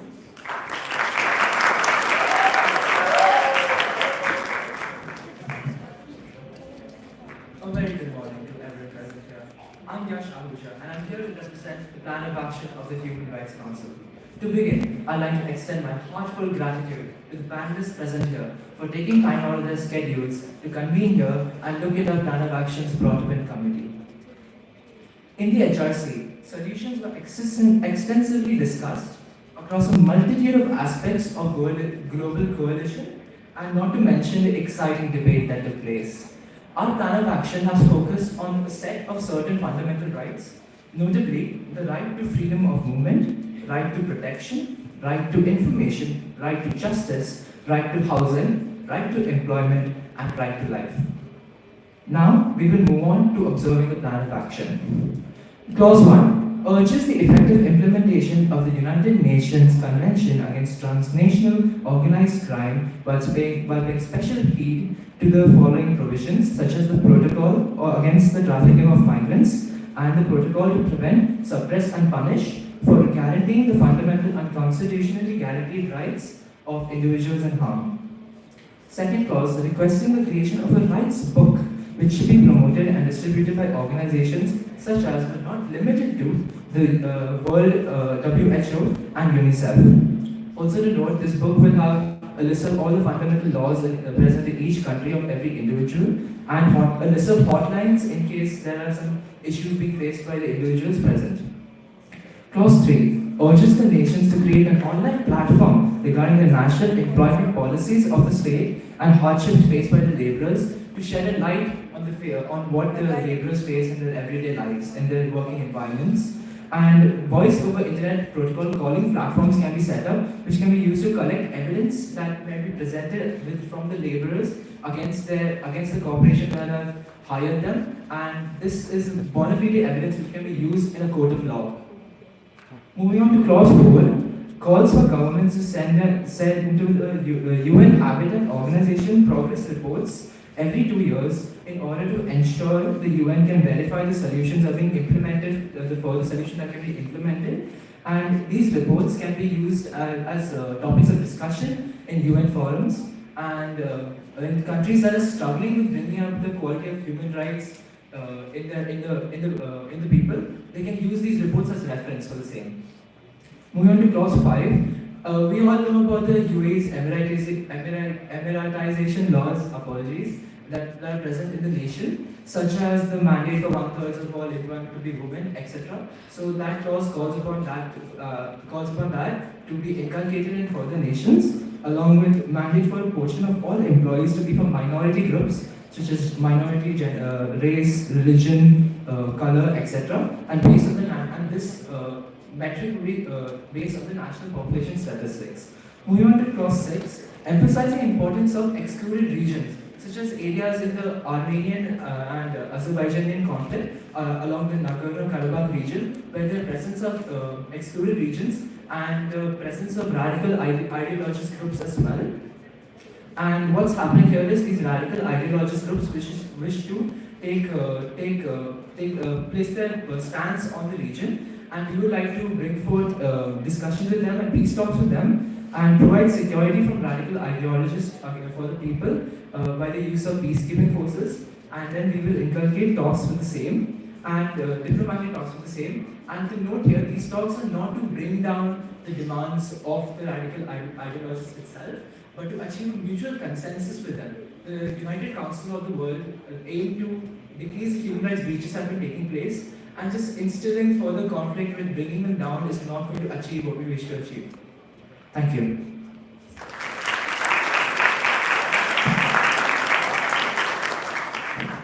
Dr. Janagan, as our honorable panelist for the Human Rights Council, we now request you to enlighten us with your views on the plan of action. Thank you. That's a great presentation. And obviously, when you see human rights in any law, we always go for the preventive approaches. When you say the preventive approaches on the human rights, there are three major fundamentals we have to look for. One is the tolerance. Second one is you have to be respectful and empathy for others. So when I see your presentation also, like it is going as a preventive approaches. So in my case, what I always believe, the law is not going to be approachable after the incident happened. It should be approached because there is a saying in law, unaware of law is not an excuse. So therefore, the preventive approach always much better, even in the human rights. We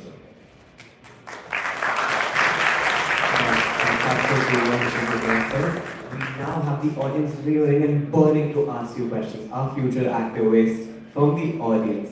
We have Adnan rearing to ask you a question. Adnan, please.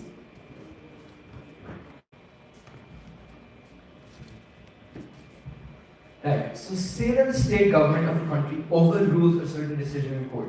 Now can a normal person appeal to the international court? And how can the international law be modified in such a way that it applies to each person across the globe? Yes.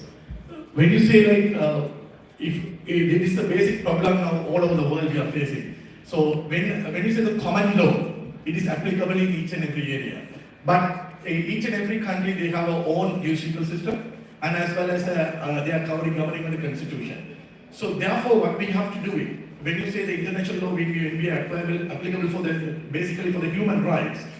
So it is basically what you have to do. You have to apply to the common law.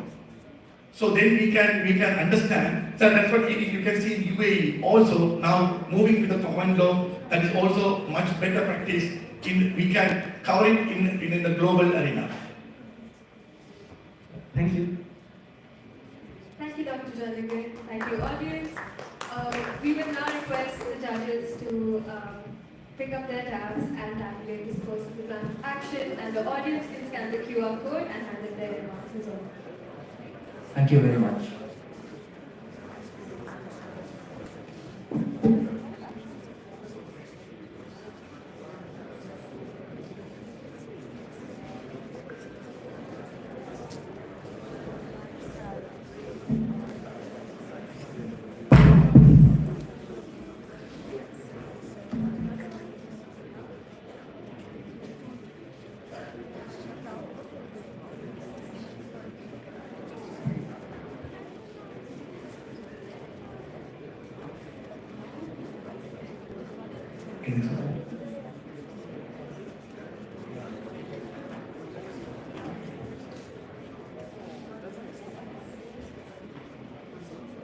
Earth and Climate Change Council has been committed to increasing awareness of the issues we face today, as well as immediate action to I address the apologize for the interruption. We have more comments from Dr. Janigan before proceeding. So since it's a school, I really wanted to comment some other area in the human rights in law. As you everybody know, the law is a part of life. So in my concern, education always make confident to understand about the law as well as understand about the implementation of the human rights. So as a school, what we actually can do, most of the industry what we look for, law is become like a part of professional, it's not as a subject. If the law is become a subject of in any school or any university, it's become like a program where students can learn before they are in actions. When you look at that picture of human rights, there are 4 major areas we have to look into that. One is, when you say that awareness and critical thinkings. So most of the children now, they have a critical thinkings. They are ready to ask questions against the social norms. So these social norms, when you say the social norms, when it is hurting the human rights, we have to give a chance for the children and youth come and ask questions of them. And they have to have a respectful debates. So all these debates will begin from schools. So I'm very happy to see you guys starting an international forum and conference and creating opportunities for discussing the matters and giving a solution. This is definitely so make a remarkable situation where we are giving opportunity to learn and respect the diversity, giving a respect to the culture, to other people, and respect to the values and belief of the people. There we can see the human rights begins. So I feel the programs and the law, understanding about law should begin from the school.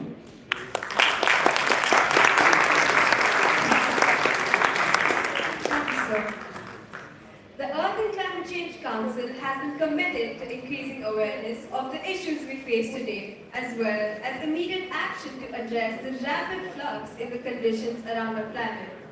They have come together to establish a shared solution that benefits all. 3 degrees. It can be the difference between snow and sleet, wearing a jacket or not. In your day-to-day life, it may not seem significant, but 3 degrees of global warming would be catastrophic. We are on a fast track to climate disaster.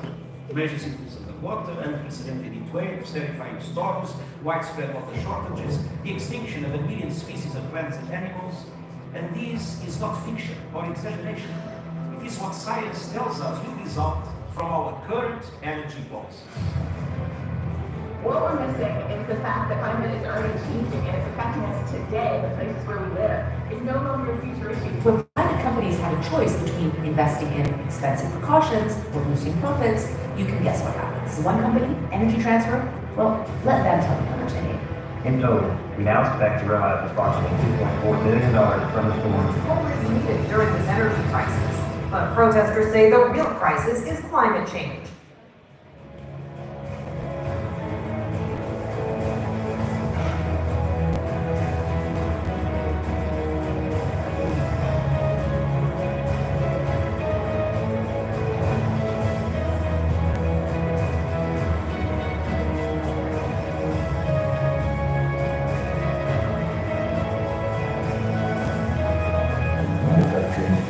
Batteries, solar panels, electric cars, nuclear power, energy efficiency, heat pumps, hydrogen energy. All of them are flourishing around the world. The reforestation of the plant is already carbon negative, which means that it is absorbing more climate change emissions each year than it produces. If you want to decarbonize a complete value chain, what we do in LCPT, low carbon emitting technologies, is with a group of industry players, we collectively decarbonizing the entire value chain. The UAE is diversifying its energy mix with substantial investments in solar, wind, biofuels, and civilian nuclear energy. The goal is to deliver clean, secure, and affordable energy to UAE residents while enhancing environmental sustainability.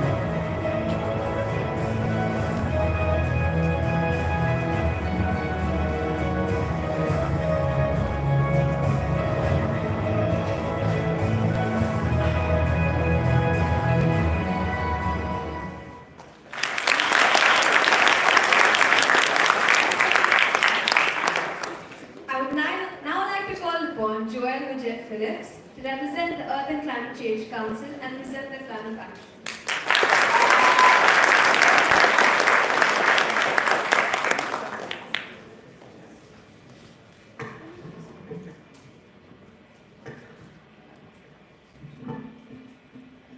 Greetings, esteemed panel of judges, YGSS team, and my fellow delegates of the international community.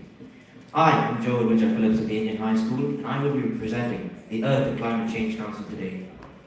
The energy crisis that we face today has largely been blamed to stem out of the Russia-Ukrainian war. However, what about all the cases of greenwashing, climate denialism, and failing to meet the specified guidelines, which have in fact been embraced by multiple governments and multinational corporations?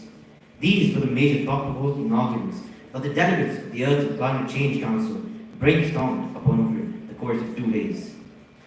Clause 1 highlights a cessation to the Russian-Ukrainian war, which would significantly mollify the European energy crisis. Clauses 2 to 5 highlight plausible solutions that can be implemented, such as focusing on geoengineering technologies, reduction in fossil fuel usage, as well as the development of sustainable infrastructure, whilst also focusing on the problems that would stem from an immediate switch to renewable energy sources. Clauses 6 and 7 encourage governments and corporations to keep in line with the already existing frameworks and agendas pertaining to the topic, including the International Atomic Energy Agency for Nuclear Energy and Waste, as well as keeping in touch with the carbon capture technologies in which a major breakthrough has been reached as of late. Clauses 8 and 9 focus on a global coalition, which includes the formation of a working organization that is subject to scrutiny from the United Nations upon requirement, and which will keep a check on the monetary contributions to the cause, as well as the regulation of carbon emissions. Lastly, Clause 10 requires or requests the United Nations Environment Programme to unite countries and find plausible solutions that can be implemented in a practical setting. And these clauses were passed by the Council so as to ensure the fulfilment of the Council's agenda, which was to address and prevent future energy crises with an emphasis on renewable energy. Thank you.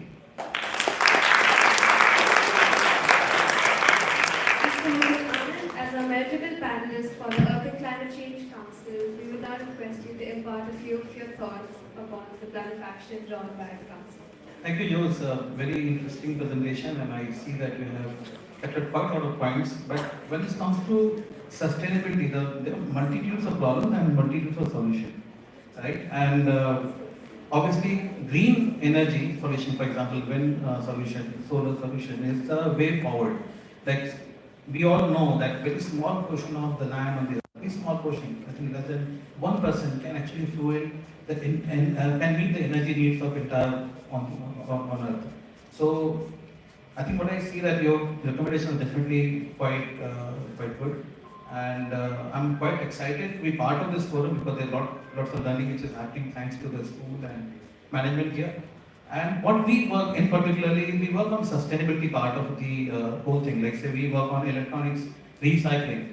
So what we see there, like, the whole world is there's matters going on where we keep producing electronics and keep pushing towards it, but the reverse is very less.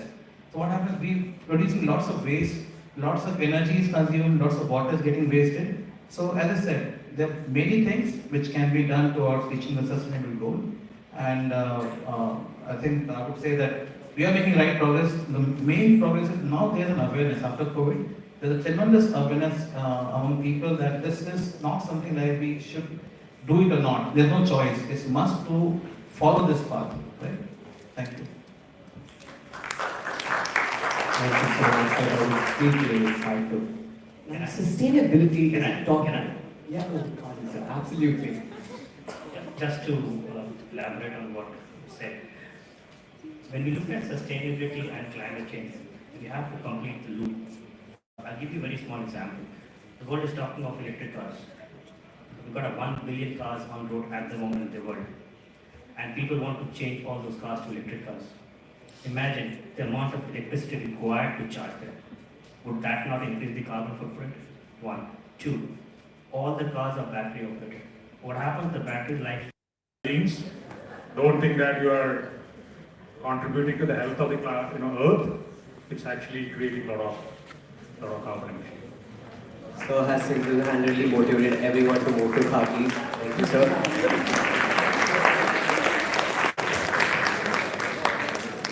Absolutely, Miss. Please take the floor.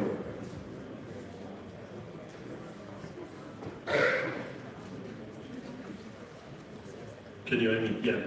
Just to say that everyone can play a role in the sustainability effort, and each company should look at that and say, what can I do to contribute to a better planet?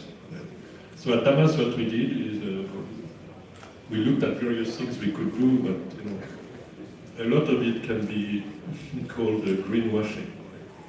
And so I didn't want to do that, but we looked at lab-grown diamonds, which is a huge way to disrupt the diamond market today.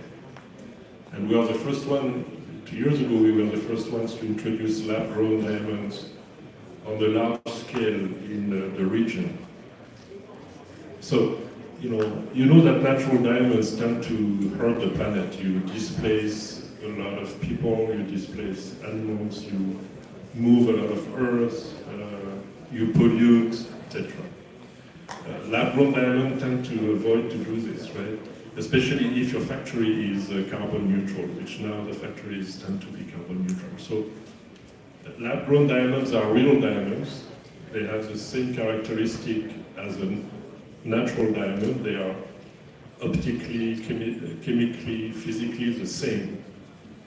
But they are sustainable, and they offer great value because they tend to be 40 to 50% less expensive than natural diamonds. So they in a way, they make access more easier to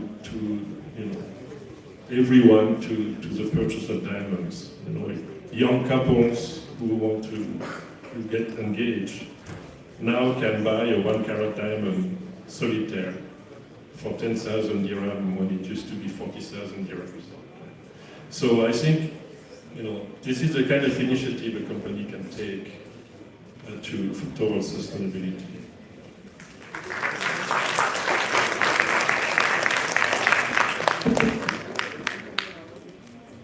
We would like to raise the point of discussion from one of our guests who would like to say something. Hello everyone, greetings, good morning. Thank you for having us. I'm from Artifact of sir. So the question raised by one of the students was how much we have been able to do so far in Artifact, right? Here are the numbers. So if you just search and Google search, an iPhone will have a carbon footprint of about 64 kg of carbon footprint per iPhone in its own lifetime. And just to give you a simple number, we have been able to repair at the moment 15,000 plus devices repaired. That includes laptop, mobile phone, tablets, and so on. Along with that, we have also been able to grade device that's for buyback purpose, which stands for, let's say I have iPhone 6 in my hand at the moment, and you as a user want to buy iPhone X. So you want to sell this to somebody, so you sell it to us for cash upgrade. And we have been able to receive from customers about close to 30,000 plus devices so far. And in terms of value, that is more than, I'll say, 1 lakh plus dirhams, I'll say. So our ceremony here is that all of us think of saving the environment since we are in school, right? Of electricity, do this, do that. But when it comes to gas, we never think in deep manner. So next time you're going to buy a new iPhone from the store, think about the device you have in your pocket. That's it. Thank you. And I had 2 questions to ask the panelists here. The first question was Mr. Ravi sir. I heard you spoke about the healthcare and what about to have a future in terms of AI and so on. But my question is, what about the current situation in the market? In the sense, let's talk about UAE. Like, leave the third world country, leave the first world country, yeah? Let's talk about UAE in particular. Let's be frank, guys. In UAE at the moment, we either do our healthcare either with our own money or through insurance. And most of us have come to a situation when our insurance doesn't cover our costs, and we have to wait until we have enough cash to pay our whole healthcare, to be able to do our operation and surgery. So for us as a normal person, how do we improve our health living in UAE? Was my question to you, sir, at the moment. So, if I understand, you're trying to ask how you want to prevent diseases? Yes, sir. How do you improve your health? Yes, sir. Like, how do you take care of your health when it comes to hospitality happening in Dubai, in UAE? Like healthcare in Dubai, UAE. Alright, so like I said, for a better health, either the government, everybody thinks that the government should be providing you for your health, but I think it's everybody's role to play, and that is where the insurance comes in. You chip in a small amount, but that's how your healthcare is taken care. So that's paramount, that everybody should have healthcare to get the best out of it, because it's very difficult for anyone to pay out of pocket for the rising cost of healthcare which is happening. That's one. Two, we should now be working on reducing the cost of healthcare. And that is very important, because now at the moment it's going out of hand. So that is where technology is going to come in. So more and more people can be exposed to a better healthcare by introducing technology. And that is where I said telemedicine comes into play. So you don't have to really physically venture out to a hospital. It is like bringing healthcare to your homes. So there are two ways of helping you out to have a better healthy outcomes. Thanks. Thank you. Now we come to the tabulation of the final plan of action for the Youth Global Solutions Summit 2023. Judges, you may mark the plan of actions from the tablets provided. Audience, you can scan the QR codes and hand in your remarks.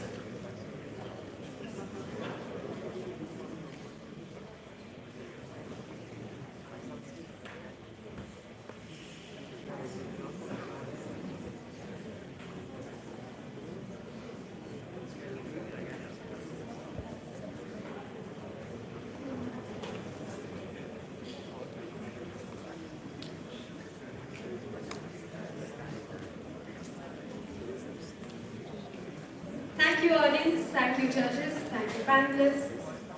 Now, let's share some fun, creative content by our working team that kept the delegates smiling throughout the summit.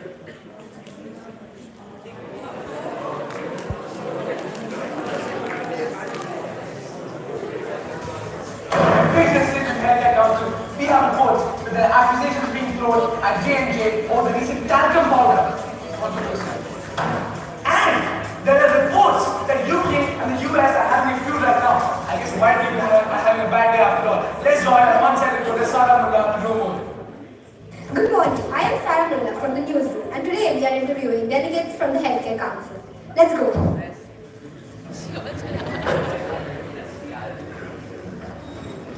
Hello, Delegate of Johnson & Johnson. What are your views on UK's accusation of you on the talcum powder scandal? Delegate, if there's one thing that we realize from this is that the UK does not have any magnitude into solving this issue, and if there's anything, is that they just want to hold on talcum powder. Very juicy. In other news, the UK and the US are still caught up in some trouble over who's a better white person. Let's catch up.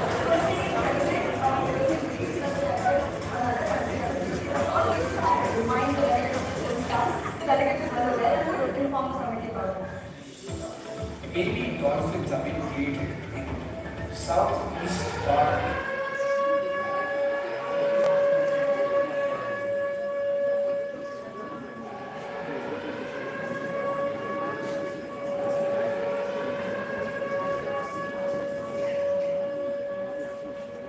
There is a crisis in the Human Rights Council right now, folks.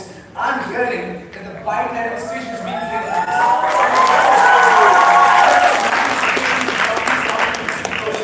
I hope the Human Rights Council takes care of this as soon as possible. Anyway, let's get back to normal. Climate Change Council, we have started reporting live. The representative of group who are answering some things very so. Hi, this is Shamil from the newsroom, and today we are with the delegate of ConocoPhillips. So I have a quick question for you. During the council session, the delegate of Masdar directly attacked you by calling you a scam and a hypocrite on your stance on shifting to renewable energy. How do you plan on responding to it in the coming council sessions? The delegate mentioned the Mother Project as one of the reasons for my so-called hypocrisy. I disagree, and I would like to bring up the fact that Moscow City is very good at the Global Climate Council and their own policy, and also the fact that my company has held many targets and elements towards this crisis and how to help develop. Thank you so much, Vicky.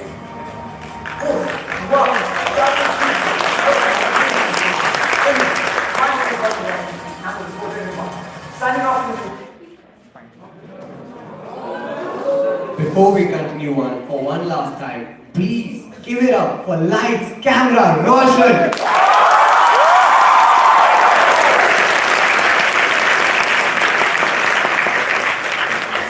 Don't let the excitement die down, delegates. We now move on to the much awaited part of the ceremony, where we honor the delegates who left a deep imprint during council sessions. We now call upon the Council Directors of Earth and Climate Change Council to announce the awards. We call upon Mr. Mukul Anand to do the honor. Please give it up for the directors of the Earth and Climate Change Council.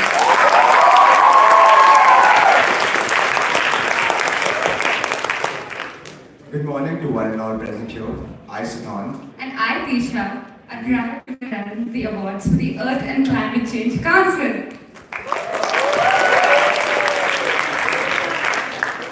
The award for the best delegate goes to the delegate of the Extinction Rebellion.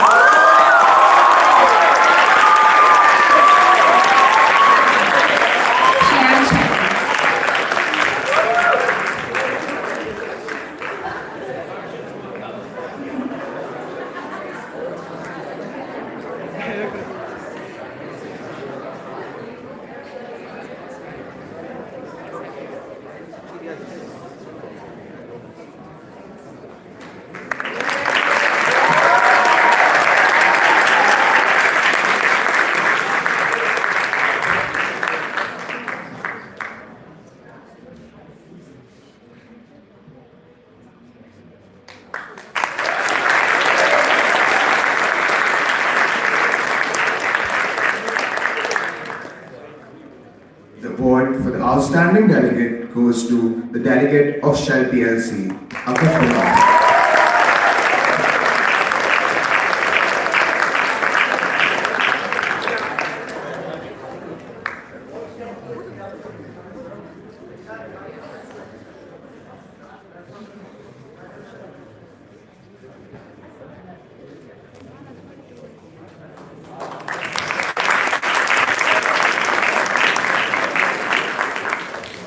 The award for the honorable mention goes to Joshua Hero.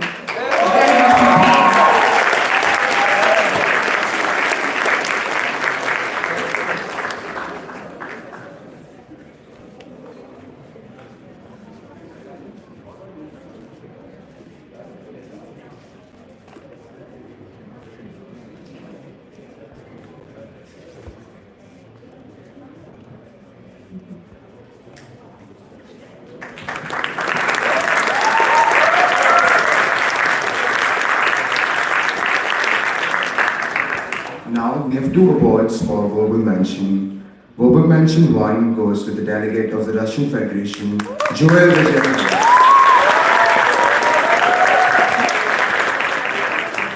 Verbal mention 2 goes to the delegate of the Republic of India, Abigail.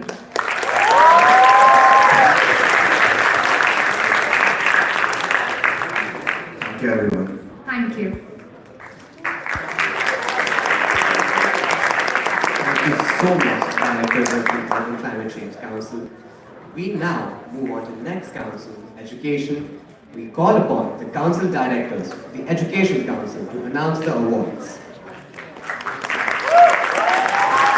We also request Mr. Dinesh Kothari to do the honors. Good morning, everyone. I, Anushka Prateek. And I, Arishi Sirkar. We're very proud to announce the awards for Education Council. The best delegate goes to Amul Bakar, the delegate of Nigeria.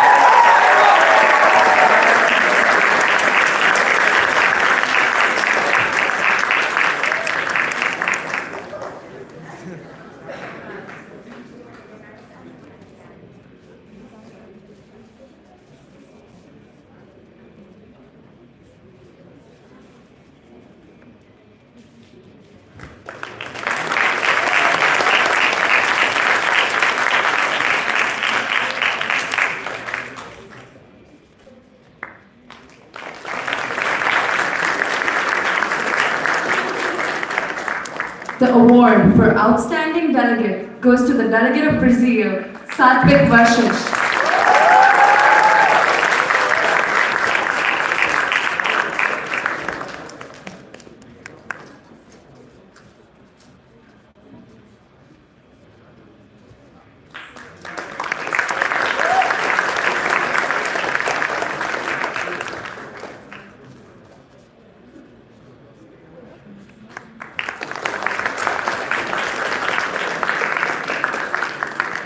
Honorable mention goes to the delegate of Sudan, Amelia Hassan.